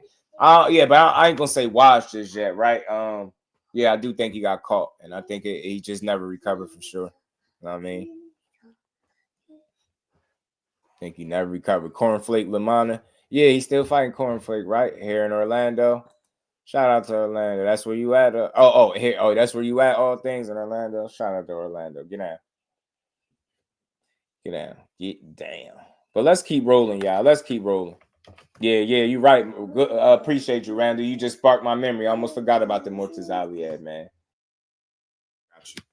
Yeah, but I'll say I still want to give him an opportunity to see him bounce back. I'm one of them. Like, I don't just throw him away. He had a couple tough 2-fight stretch that was tough for him, but let's see. Let's give him an opportunity to bounce back. You know.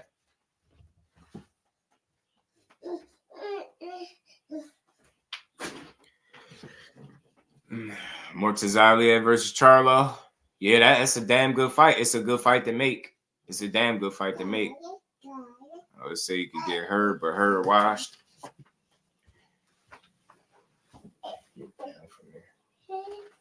Don't get up there. No.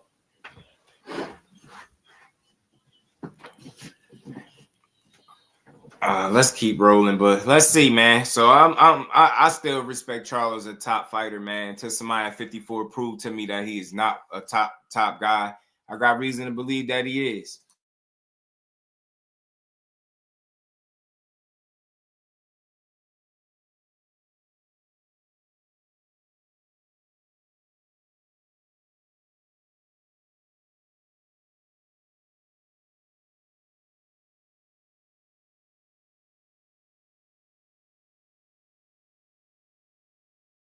My bad. So you heard them shots Tim Tszyu was getting hit with. Yeah. He was getting his brain shook, bro. Them shots was debilitating, bro. Devastating shots. He was getting hit too flush, too clean with the full brunt of the shots. He wasn't taking the sting off it. None of that. He was just getting peppered with shots, man. He got beat up bad. Face was all red, fast as hell. Yeah, Tim Tszyu was getting his ass handed to him in that fight. It just didn't look good at all. He was getting his handed to him. This boxer's on the planet, the monster. David Benavidez joining us here. David, thanks for the time, man. Good to talk to you again. Yeah, thank you guys for inviting me, and I really appreciate it. Well, it's good. It's fine. We're going to keep rolling, y'all. We got Diego Pacheco, so cool. I don't know yet, man. It's early. I'm going to let it simmer, Tay, but that could go either way, too. It's a 50-50. 50-50 joint. Charles Conwell, yeah, man. He said something about fighting Boots down the line. I think that'd be a very entertaining fight because of their styles. Conwell and Boots would be a great fight at 54 at some point.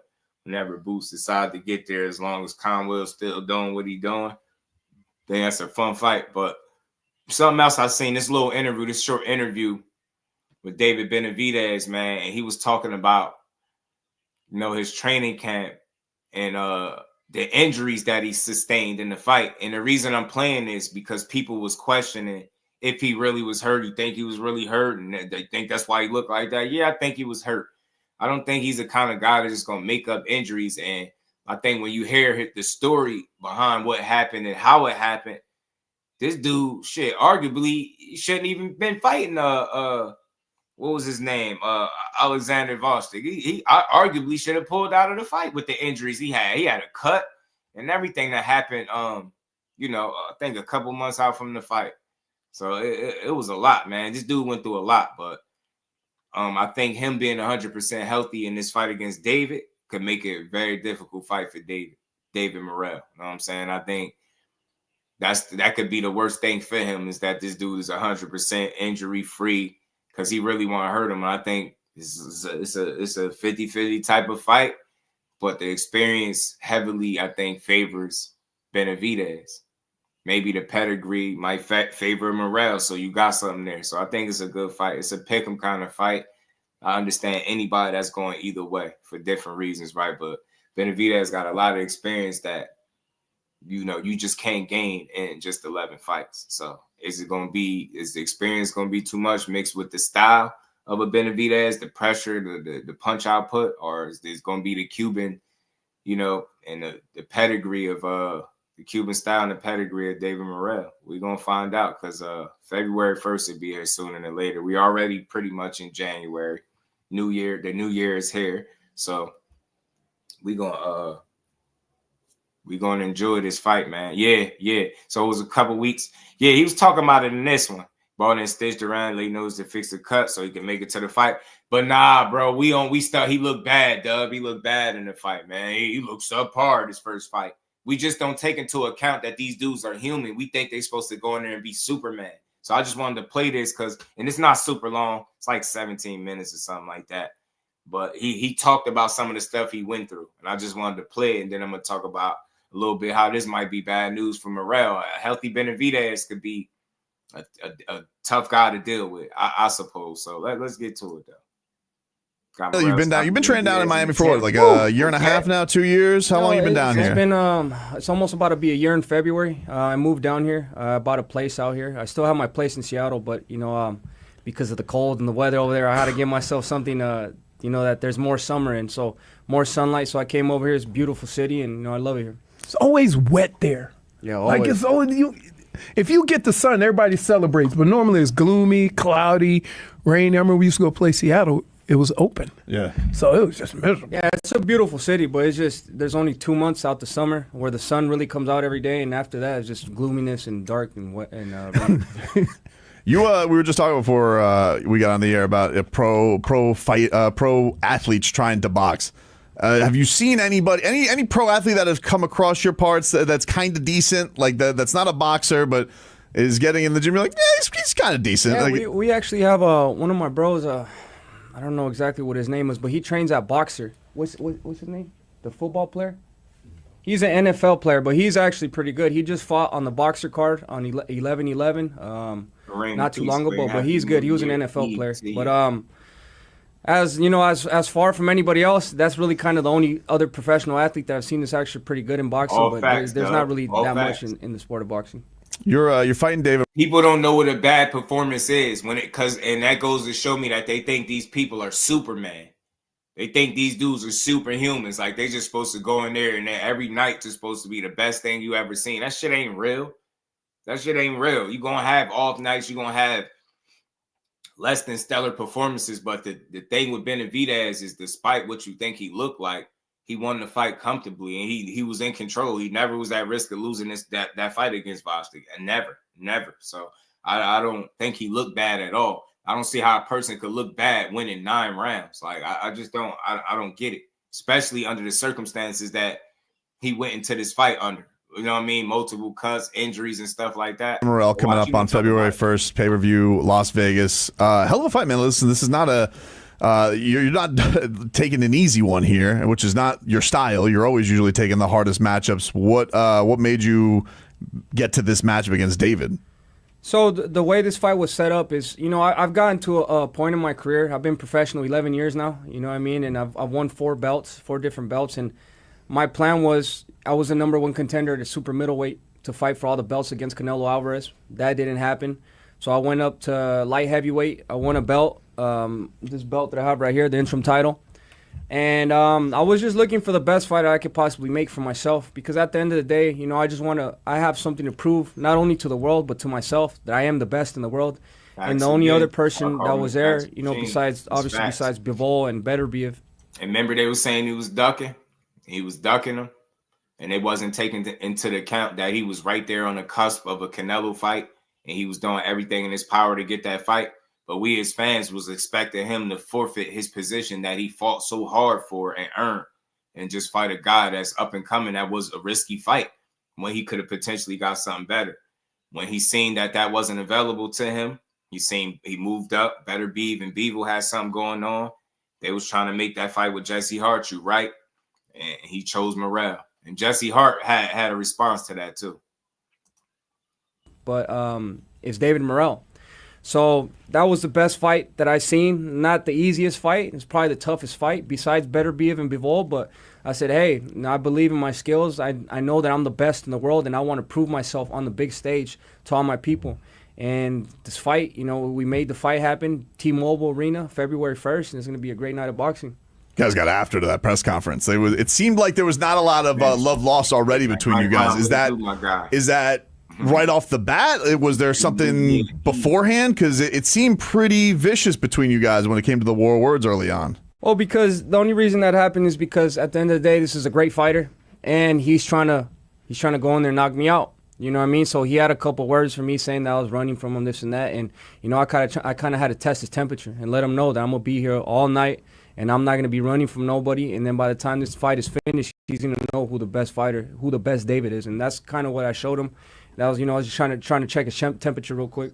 How is it, you know, because like the thing over the last few years is there's been a lot of fights that should have been made.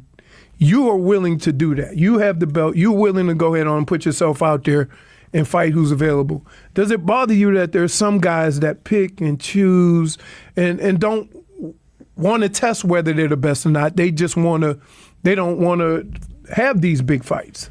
To be honest with you, the only thing that bothers me is that the person that was doing that is Canelo, and he's, you know, it's not even about him. I don't care what he does, but he was kind of blocking my chance to achieve greatness, going up against the 4 titles. I mean, there's a lot of other people in boxing that do that, but, you know, it's not really my business.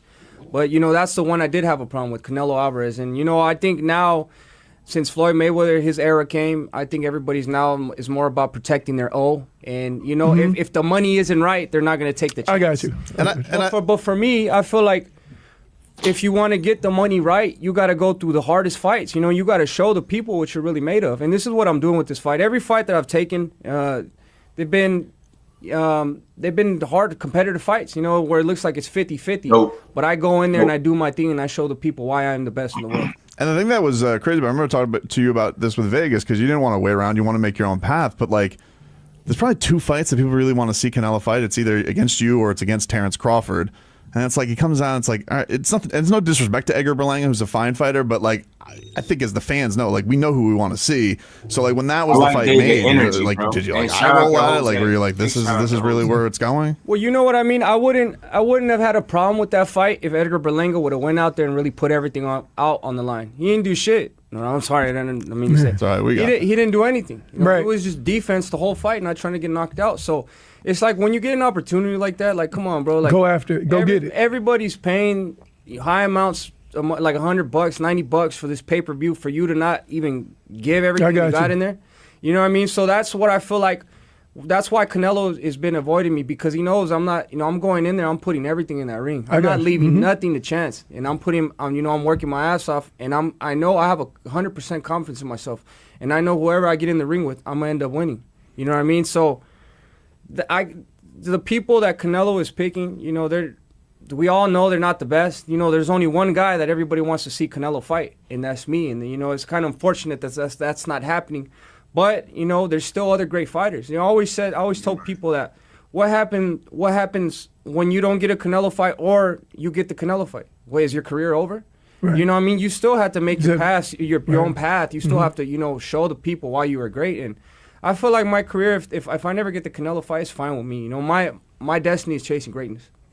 This fight against Morrell, you know, he's a guy. You gotta respect that.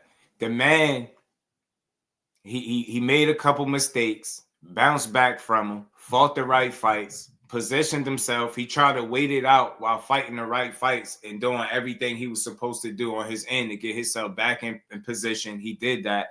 Never got the opportunity. Said the hell with it. Went up to 175. Fought a dangerous ass Bostic in his very first fight, coming off multiple cuts and injuries and stuff like that. And then went against what the PBC was trying to do and asked for the Morrell fight because he knew that was the fight people said they wanted to see. And they you can't get behind this dude. It's crazy to me. Yeah, he do. He gotta get that up off him. He do. Just finished a lot of fights early. You're a guy, like, you do a lot of your finishing late. Like, you're a storm late in fights. How do you feel like that's going to play into your advantage? Because I don't feel like he's been in there with anybody who can bring it that long through a fight like you. That's the difference between me and him. He's fought against people that are not really good. That's why he finishes them early. I fought with people that are experienced, veterans in the ring, and I finish them late. So that it's going to be, my experience versus, his him just trying to go in there, trying to score a quick knockout or whatever it is that his game plan is. I don't really know what he's going to try to do, but I'm 100% focused, and I know that this fight is not going to be easy. It's probably going to end in the later rounds. So my plan is to go in there and drown him in the deep waters. And then do you have your eye on, Beterbiev and Bivol are going to rematch? Yeah. First of all, what did you think of the first fight? Because a lot of people thought Beterbiev got the generous rub there, keeping his belt. So what did you think of the first fight? Did you think Bivol won? I absolutely think Bivol won. I think, as for combination-wise and ring generalship, Bivol had it. I think maybe Beterbiev stole some of the later rounds, but I think it was clear victory on my part from Bivol. So I'm thinking he's going to win again, to be honest with you. I feel like if he goes in there, he looks a little bit, he does the same game plan. I think he might take the victory this time because I thought he took it for sure the first time. That would be a hell of a feather in your cap, though, David. Like, if you got that matchup down the road, that's the latest Canelo loss that everybody looks at, and they're like, man, Bivol pieced him up. If you were to go in there and beat Bivol, stop him, whatever that is, take the belt from him and become undisputed, that's kind of like your checkmate move. Yeah, and I would definitely beat Bivol. I used to spar him back then, and we had some amazing spar sessions, but I always got the better of him. And the last time I sparred him, I was 22 years old. Now I'm more experienced. I turned 28 tomorrow, so I'm coming into my prime. And, I'm just a more focused and more hungrier fighter than I was when I was 22. So I know this David Benavidez will walk through Demetrius Bivol. How, so are there any things for this fight? Are you training differently? Like, this is another run at 175. You won the belt in June. How did you like, first of all, just going up to 175 after starving yourself to 168 all those years? Yeah, so my performance, the way I rate my performance, a lot of people didn't know, but I had a lot of injuries going into this fight. 7 weeks left to the fight. I had torn a ligament. No, tendon. Yeah, it was ligament or a tendon. It was pretty severe injury. They said I needed 7 weeks to recover from that. I'm like, well, I don't got that. So I'm gonna go ahead and use I'm gonna go ahead and just use my left hand. Hopefully by the time the fight gets there, this one's gonna be recovered. So I'm throwing jab, for like 2 weeks. If he can walk through Bivol, that'd be impressive. We've seen crazier things, but that would be a feat. That would be interesting. Like, because, Bivol he's such beautiful rhythm and timing, man. And once he get in that rhythm and start setting that pace on you, man, he'd be hard to deal with. He'd be in and out on you in there. He got the feet, and I think he can trouble Benavidez with that in spots. But I think it's an interesting fight with any of them, whether it's him fighting Beterbiev or Bivol. I think either fight is great. I think we win either way. I think there's 5 weeks left to the fight. I throw an uppercut, and I hit the guy in the top of his head right here. So I actually fractured that. I couldn't even use that either. That hurt a lot. So then I'm like, well, I'm not going to cancel the fight anyway, so I'm going to just give it a couple time. I'll give it some time to heal up. 2 weeks later, I'm sparring in there again, and in the 12th round, it was probably the only 12-round sparring session I did with three different people. In the last round, I go back to the corner, and I get cut in my eye. I get 13 stitches. Oof. So there, I was like, man, I was really torn up. I'm like, man, I don't know what to do. You know what I mean? Because I have this injury, I have a cut. But because the fans mean so much to me, I knew this was a big deal to the people of boxing and to the people of PBC. Gervonta Davis, there's a monster card headline, and then I'm co-main event. We really don't get big cards like that on the PBC side. So I'm like, you know what? I'm going to just go in there And, I'm going to pray for the best. I'm going to pray that my hands are healthy. The stamina is there. Everything is there. So I'm going to just go on with the fight. And I kid you not, in the dressing room, I'm doing mitts. I feel the hand swelling up. I feel this hurt. So I'm already kind of nervous. But I went in there, man. I did a great job. I think I won eight or nine rounds against a veteran. He was a silver medalist in the Olympics, and he was a unified champion to light heavyweight. He's only lost besides you. Yeah, it's a better Benavidez. So he's a great fighter. You know what I mean? So I learned a lot from that fight. I learned that I have so much heart. You know what I mean? And nothing's going to stop me. But now with this fight, it's completely different because I don't have no injuries. You know what I mean? My hands are 100% healed. And, I feel like with this fight, I'm definitely going to be able to put, put some weight on my punches. And, when you have two injured hands, you can't really punch at 100%.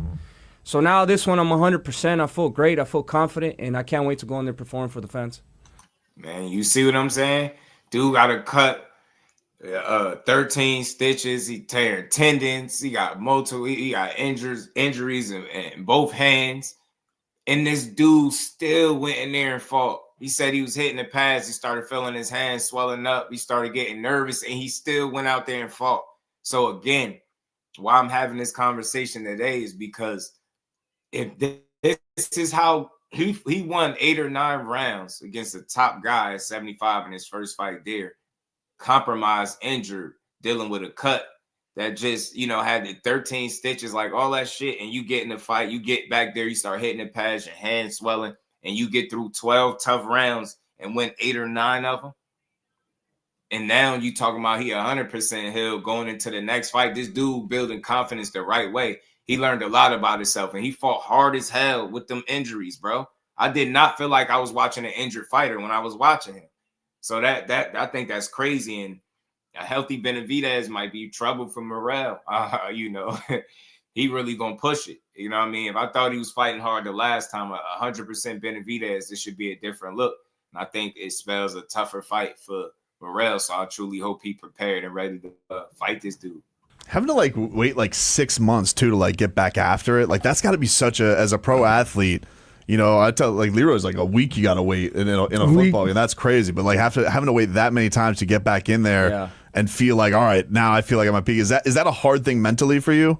Yeah, kind of, because when I had to take 3 months off from my hands. That's what I'm saying. It probably helped you because you can say, okay, I got through that. Let's sit back and heal. Yeah. Let's heal before we get back into it. So you said you the 3 months. But the type of person I am, I only like taking a couple weeks off after my fight, and then I go back into the gym. So when I went back into the gym, I'm like, man, the hand should be good. Let me just you did it again. Hit that right hand. I'm like, I gotta go check it up. And they told me you can't do nothing for 3 months. He's all, if you want to keep having injuries and you keep training, he's all, you can't do nothing for 3 months. So I was running and stuff. I still stayed in the gym, but now I'm 100% healed up, and I'm very excited, very happy. My father, Jose Benavidez, my whole team Benavidez. I'm training with my strength and conditioning trainer, Memo Heredia, again. So, man, I'm very excited. Is there something about David Morrell? What is the number one thing you guys are worried about that he brings to the table? I ain't worried about nothing. But as of me being smart, and I gotta use my skills. I gotta use my head movement. I gotta use my distance. I gotta use my cutting the distance. I gotta use the ring generalship, body shots. I gotta use everything. Basically, I gotta pull all my tools out of the tool bag and use them all that night. But David Morrell, I said I never took nothing away from him. He looks like he has he has a lot of KO percentage. He has power. He has speed. But I feel like what I have in there, I have so much experience. I've been boxing since I was 2 years old, so I have 26 years boxing, you know what I mean? And then I've sparred the best since I was a little kid, and I fought great fighters. I've been at this level, a couple more times than he has. So I'm going to use all that to my advantage come February 1st. Your brother boxed. I wanted this with your dad. And then when they say it, D1, when they express their injuries, the first thing we do is question them and say they making excuses. Are they lying? These dudes spending years on end, months and weeks around, all year working out and preparing for fights and staying in shape, and you don't think that it's a possibility that these dudes could go into the fight less than 100%? You get what I'm saying? That's where we at in boxing. We really don't understand. These dudes not Superman. They bodies break down. Wear and tear is real in boxing. So when a guy tell you that he was compromised, especially a real one like Benavidez, I'm gonna believe him. I ain't gonna think he lying. I'm not about to question it. The man said he got cut, had to get 13 stitches. Is crazy. So he did all of that and still made it to the fight and won 8 or 9 rounds. And people don't put the proper respect on his name. You know what I mean? Because he didn't fight Morrell when you thought he should have fought him. Crazy. Bad here. How many fights do you have to break up between you and your brothers? Like how often does this happen? Like, is this happening from the time you guys are in the sandbox, like immediately? Like, so my brother back then, I never tried to fight him because he would always beat me up. But then once we got to like 14, 15, I started sparring him, and then we started having that little rivalry. But as of tough love, we never had tough love. You know, I've always respected my brother a lot. You know, that's the only reason why I boxed, because I wanted to be like my brother. So as of me fighting him all the time, there was no animosity like that. It was just real mutual respect from both. Challenge. Yeah. I get to the challenge. Come on, dude. Got you. I got you now. Yeah. You can't mess with you now. Now you're like, there's a big matchup coming this week. Tyson Fury, Usyk. What do you think happens in the rematch? To be honest with you, I think if Tyson Fury remains focused, I don't think he wins, but I think Usyk still beats him. You know what I mean? I think it's going to be a more competitive fight. I think the only reason why Usyk, I'm sorry. Usyk, you know, he has to just keep doing his game plan, you know, boxing, cutting the angles, and, you know, looking for that overhand left. You know what I mean? I think if Tyson Fury stays more disciplined and doesn't fool around, it might be a closer fight, but I still got Usyk 100%. What makes him so good, man? Because he's in there with a bunch of dudes bigger than him, but like he's so, like, he doesn't seem like he gets rattled by anything. Like, when you watch him as a fellow champion, what makes Usyk so damn good? The number one thing that makes Usyk the best fighter in the world, in my opinion, is his heart. He's in there with giant, bro. Usyk is not even that much bigger than me. He's like this much bigger than me. He's not buff. He's not none of that. But his movement, his skill, his IQ, you know what I mean? That just sets him apart for some, and his experience. You know, I think he has like 2 gold medals or something like that. You know what I mean? And he's fought the best. He's fought heavy hitters. He's fought everything. So his experience and his IQ. The way Usyk beat Fury up in a rematch is on another level, man. And his heart just sets him apart from everybody. If Canelo does end up fighting Terrence Crawford, there's some rumblings about that. Do you feel like that's an easy fight for Canelo? Do you feel like Terrence Crawford wins that fight? Like, what do you make of that if that does go down? To be honest with you, it's like one of those, like, I wouldn't be surprised if, you know what I mean? I wouldn't be surprised if Terrence Crawford gives him a great fight, and I wouldn't be surprised if Canelo beats him easy. You know what I mean? Because Terrence Crawford is a great fighter, but he's coming up from, his last fight was at 154. And it was a super tough fight. Yeah. So imagine he's going up 2 more weight classes. 168. Yeah, 168. You know what I mean? Yeah. There's weight classes for a reason. But, I mean, Terrence Crawford, he's a great fighter, so he could definitely make it a great fight. But like I said, I wouldn't be surprised if it's not a hard fight for Canelo. So you mentioned you think Morrell, it ends and. I don't think Crawford could be an easy fight for Canelo because of the styles and how he fight. Long arms, crafty guy, great counter puncher. Canelo's crafty as hell too, great counter puncher as well. But it'll be a battle of the minds for sure. That'll be an interesting chess match. And if Terrence Crawford don't get knocked out, it's going to be very dangerous the whole time. Like, you envision, like, after 6th round, you think you're gonna wilt him? Like, is that what is in your mind, or like how do you this fight plays out in your mind against Jermell? It's got nothing for you. Like, what do you think when you beat him? To be honest with you, the way I think of this fight in my mind, I think of it that I gotta, you know, establish my game plan and stay consistent in my game plan. I don't, in no way in this, no time in this fight, I think it's gonna be an easy fight. But if I establish my game plan, you know, and do the stuff that I know I could do, I will make it easy. You know what I mean? But I got to remain focused in there. You know, I can't mess around. I got to do everything I know how to do and, you know, just follow the game plan and follow my dad's instructions. And, you know, that's always worked for me, and it's always made the fights that much easier. But I got to stay 100% focused the whole fight. Yeah, style-wise, Edward, it'd be a bad style matchup with the amount of punches, the pressure. He gonna be the way bigger guy, not probably longer as well, I think. And it'd just be a bad style matchup, and it'd be too much weight for him to overcome. But when you look at Canelo is a more, you know, physical, like weight-wise, heavier guy than Crawford, but they're about the same height. Crawford just got the longer arms. Canelo don't throw as many punches. He kind of economical, but very dangerous and sharp with his punches at the same time, right? So it'd be a different style matchup. It's the styles that allow Crawford a better opportunity against Canelo, as opposed to with him being a bigger guy, as opposed to fighting a bigger Benavidez with that kind of style. That's a terrible fight, I think. You know what I mean? But Terrence Crawford, he great, man. It's just but their weight class for a reason. You can't jump up there and fight guys that's a light heavyweight at this point. Like, bad, terrible fight. Dude just doesn't throw punches and bunches. He puts them together. Absolutely, he put them together. And he got great punch placement too. Ed McQueen, great punch placement. I'm with you, Edward. Great punch placement. That's a difficult guy to deal with. But what I see what you said about Morrell, and I get it. I'll say this. I know people has highlighted a lot of Morrell flaws or the things they feel like he don't do well. But I will say this. If things go the way I anticipate, I expect both guys to be on their A game. So although they made mistakes in the past and we've seen both of them make mistakes, I expect them to kind of try to minimize the mistakes being made on this level, on this stage. And whoever can do that and have better success doing it, I think is going to win the fight, obviously, right? So whoever make the most mistakes and the bigger mistakes is going to pay for it, I think, in this fight.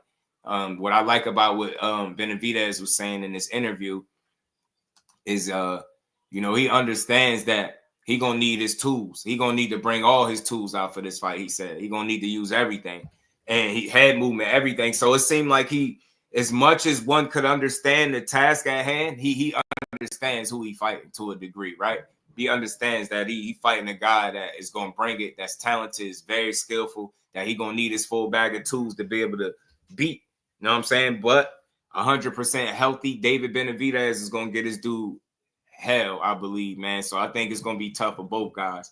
The movement, I think skill sets matter. Pedigree does matter, but experience matters as well. And that shit tips in Benavidez's favor kind of heavy. You know what I'm saying? So it's going to be a tough fight for both of these dudes, I think. Mel brings out that Cuban style of boxing against Big. Hey, Dub, that's what I'm expecting, because that other shit ain't gonna work. That if you just press forward with Benavidez, I don't think you punching so hard that you just gonna walk him down and crush him that way. But that's exactly what I'm thinking. That's what I'm anticipating, bro. You just took it out of my head. That's what I've been thinking about this fight. If he does that, the fight is way more interesting, and it becomes a more of a challenge for Benavidez. Now, if the fight goes the way people feel like it's gonna go based on the energy, they just gonna be like two lions going. That's not the best method, I think, for Morrell to get a victory here. That style of fighting is gonna suit Benavidez, the guy that throws more punches and bunches, right? That comes forward and loves that kind of fight. So Morrell got to be smart. That's what I'm hoping. I'm anticipating this dude being smart, y'all. He got to. He can't beat Benavidez being stupid. He got to take him to school. That Cuban schooling got to be in the ring that night. If you just come to fight that man, I don't see it working in your favor. Morrell got to do the shit that got him here. You get what I'm saying? He gotta really go in his full tool bag. He gotta use every tool in the shed, bro. He gotta do it all, bro. He gotta do it all, because Benavidez is gonna make this a very tough fight. But again, that Cuban style and that pedigree that he cut from a good cloth, man. That man could fight. All you gotta do is replicate the Caleb Plant game plan to a degree, right? I said the same thing. I think he can emulate a lot of things Caleb Plant was doing, but is his inexperience going to catch up to him? Is bravado going to catch up to him, right? Or is he really going to go out there and be smart? Good friend created Morrell's fight kit, tracksuits for his team. It's a Michael Jackson throw. Oh, that's dope. Shout out to him, man. That's dope, yo. That's dope, man. So, man, look, shout out to David Benavidez, man. I think he understands the task at hand, and I want to really see how Morrell and Ronnie Shields prepare for this fight. It's going to be an interesting battle of the corners, too. You got Ronnie Shields, great coach, well-respected, and then you got Jose Benavidez Sr. that just continues to win with David, right? And they got something good they got cooking over there. So it's going to be a good fight from the fighters to the corners. So I think we got a real one, 50-50. Either man could win. But like I said, I'm standing on that 100% healthy David Benavidez could Keyword could. Not saying that it is. It could very well end up being a tougher night. It could be bad news for Morrell. Like, this dude was fighting ridiculously hard with injuries and coming off a cut. And now he out here, the man out here, 100% going into the fight. That's dope. That's dope. I'm gonna pull this joint up the next tree, and that's dope. He sent me to fight. That's dope, Dub. So yeah, man, put some sauce on them ribs. Yeah, you know how Benavidez is coming. He go to both sides and he dig with his body shots. He a hell of a body puncher. So it's gonna be interesting to see how Morrell goes about trying to neutralize that best assets, that best attribute, should I say, of David Benavidez, which is him coming forward, bringing pressure, body shots, jab. You get what I'm saying? Combination punches, punch output in general. Like, it's going to be an interesting matchup. But what Dub is saying is what I'm thinking. He gotta show that it's a Cuban fighter in there that night. And I think if you know what the style look like, then you know what I mean. He going to have to be smart, be creative, right? Be difficult to deal with. Right? Not saying like how Lara fought, because he's a Cuban, right? But he moved a lot. Not saying that, but you're going to have to use your legs. You're going to have to utilize the ring, and you're going to have to be smart. You're going to have to be. You got to be. Got to be. And real quick, man, before we get out of here, something else I wanted to bring up. Zaquin Moses, I noticed, I just seen that they said he signed to MATCHROOM, which is cool for the young man. Interesting, man. He over there with MATCHROOM with his cousin, man. He had his pro debut recently, and he did his thing. He looked good, man. He looked good, sharp, talented kid, man. I think he could go far. It's very early for him, but everything looked like it's on the up and up. I think MATCHROOM picking him up, that's good, man. They making it happen. They signing guys, but my question is going to be the same as it is for any fighter that they sign, especially when it's an American-based fighter. Are you going to be able to grow his profile and get him the fights? You know what I'm saying? But he looked very good in his pro debut. Sharp, precise, disciplined, smart. You get what I'm saying? It's a lot to like. You know what I mean? Well, he got some good pop on his punches. Definitely going to get your respect. I like this debut. Yo. He looked like he's going to have a promising future for sure. And why I like to see that, because just because you are highly touted or ranked or, decorated amateur don't mean you're going to transition to the pros and be the best. You know what I'm saying? So to see him make that transition early like that and still be sharp as hell. He young. These dudes can fight, man. He's well schooled, and he training with some of the best that he could train with. And he getting some of the best work that he can get. So shout out to him, bro. Great pro debut. I like to see these dudes just, continuing their careers, man. I think the future is bright for this kid, for sure. I think the future is bright for him.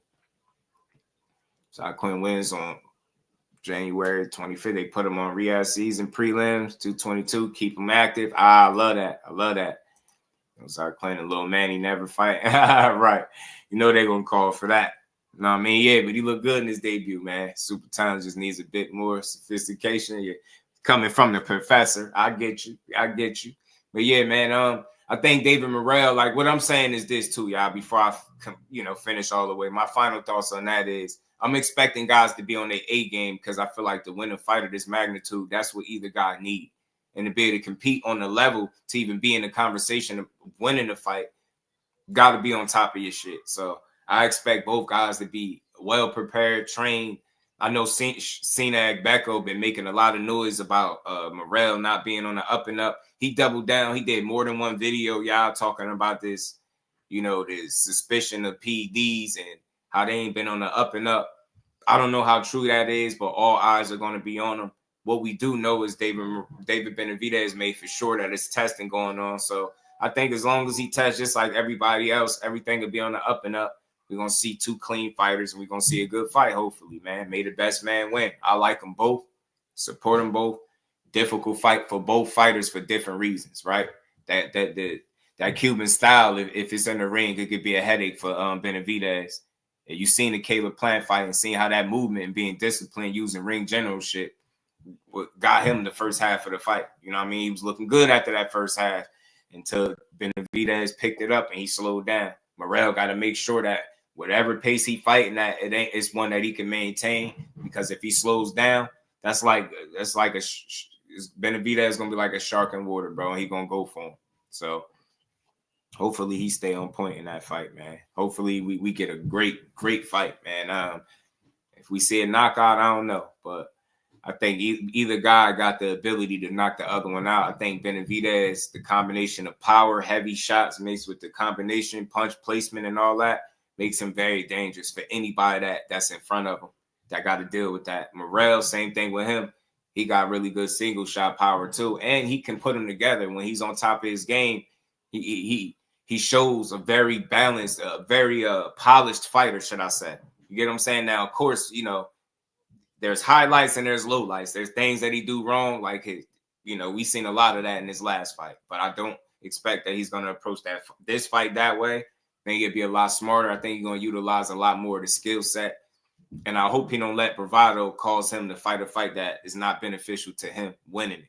You know what I'm saying? I want to see both guys test the other guy as much as possible. I want to see the best fight possible. And low key, I was saying this can end up being fight of the year if it turned out the way we think it could, with both Davids fighting each other. David versus David.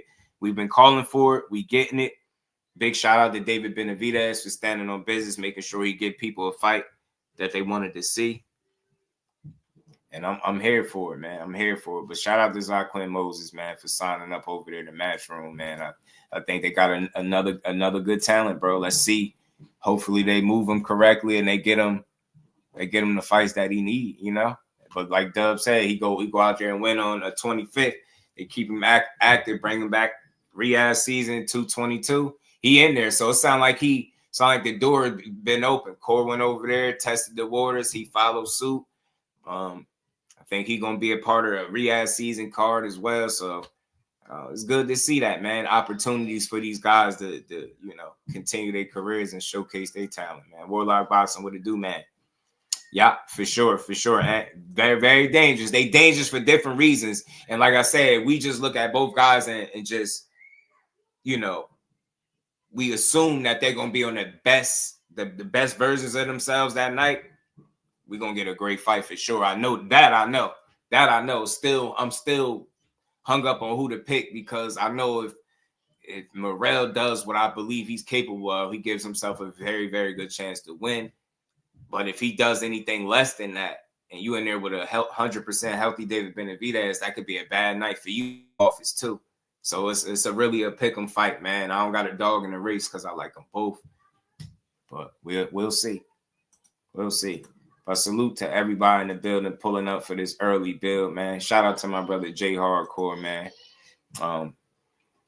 Filled in for my guy C Wood. What it do? I got David for the win. 50-50, right? Just got to pick David, man. You can't go wrong picking David, bro. Can't go wrong picking David. You just got to go with David. Got to. And we might come back later and talk a little bit about Demetrius Andrade interview with Fight Hub. He was talking about some stuff as well that he went through before he fought David Benavidez. And he had his mom, I think he said, passed away and all that. So he had some real stuff happen to him. And I'll just be playing these interviews, y'all, until I get the interview from the fighter. I play them because I be wanting people to hear the shit that these guys go through. They human, they regular people. They take losses in life. They go through stuff, and they still find ways to go out there and try to perform and give us the best version of themselves on the night. So that's why I always respect these dudes when they go out there and put it all on the line, even when they come up short. That's why I always say to y'all, it's deeper than the win or the loss. It's the fact that you gave me the fight and you went out there and tried to win it. You know what I mean? But with that, man, shout out to everybody that pulled up today, man, rocking with your boy. Y'all make sure y'all hit that like button. If you didn't, man, make sure you sub to the channel. If you haven't, make sure your notifications on if they not. And keep building with your boy, man. We're going to try to spin the block later. Come back, build on some more boxing, how we always do, man. So with that, man, if I don't see y'all, Happy New Year to everybody in the building, man. Y'all stay safe, man. Y'all enjoy this, bringing in this new year. Hopefully, boxing, delivers us a great 2025, man. We need that. We had a great year, 2023, 24 kind of fell off. Hopefully 2025 pick back up, but it's already on a good pace. If you got you know, a Benavidez fighting in February, you know, a Shakur fighting in February. You got a Tank fighting in March, right? We got fights to look forward to. So hopefully everybody make it to their fights and make it through their fights so we could see all this good boxing. But with that, man, LaMarcus, my God, peace to everybody in the building. Appreciate everybody in the Super Chat, Cash App. Much love to everybody that continues to support the grind. And I'll see y'all later. Peace to the fam.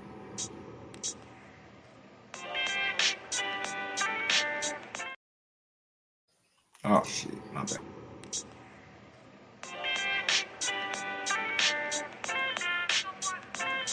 Yo, you know the deal. We back again. We never slacking. Word 'em up.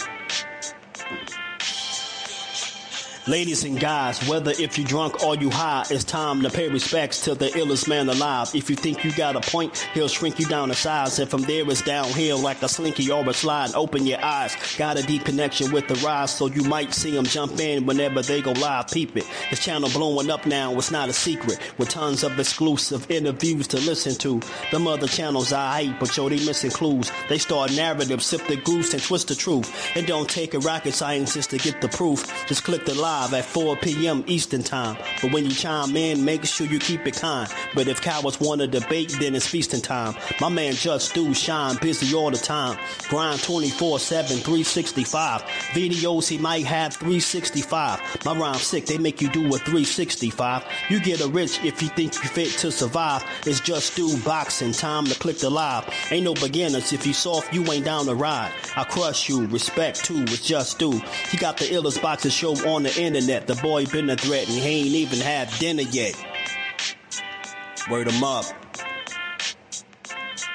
Yeah. You know what time it is.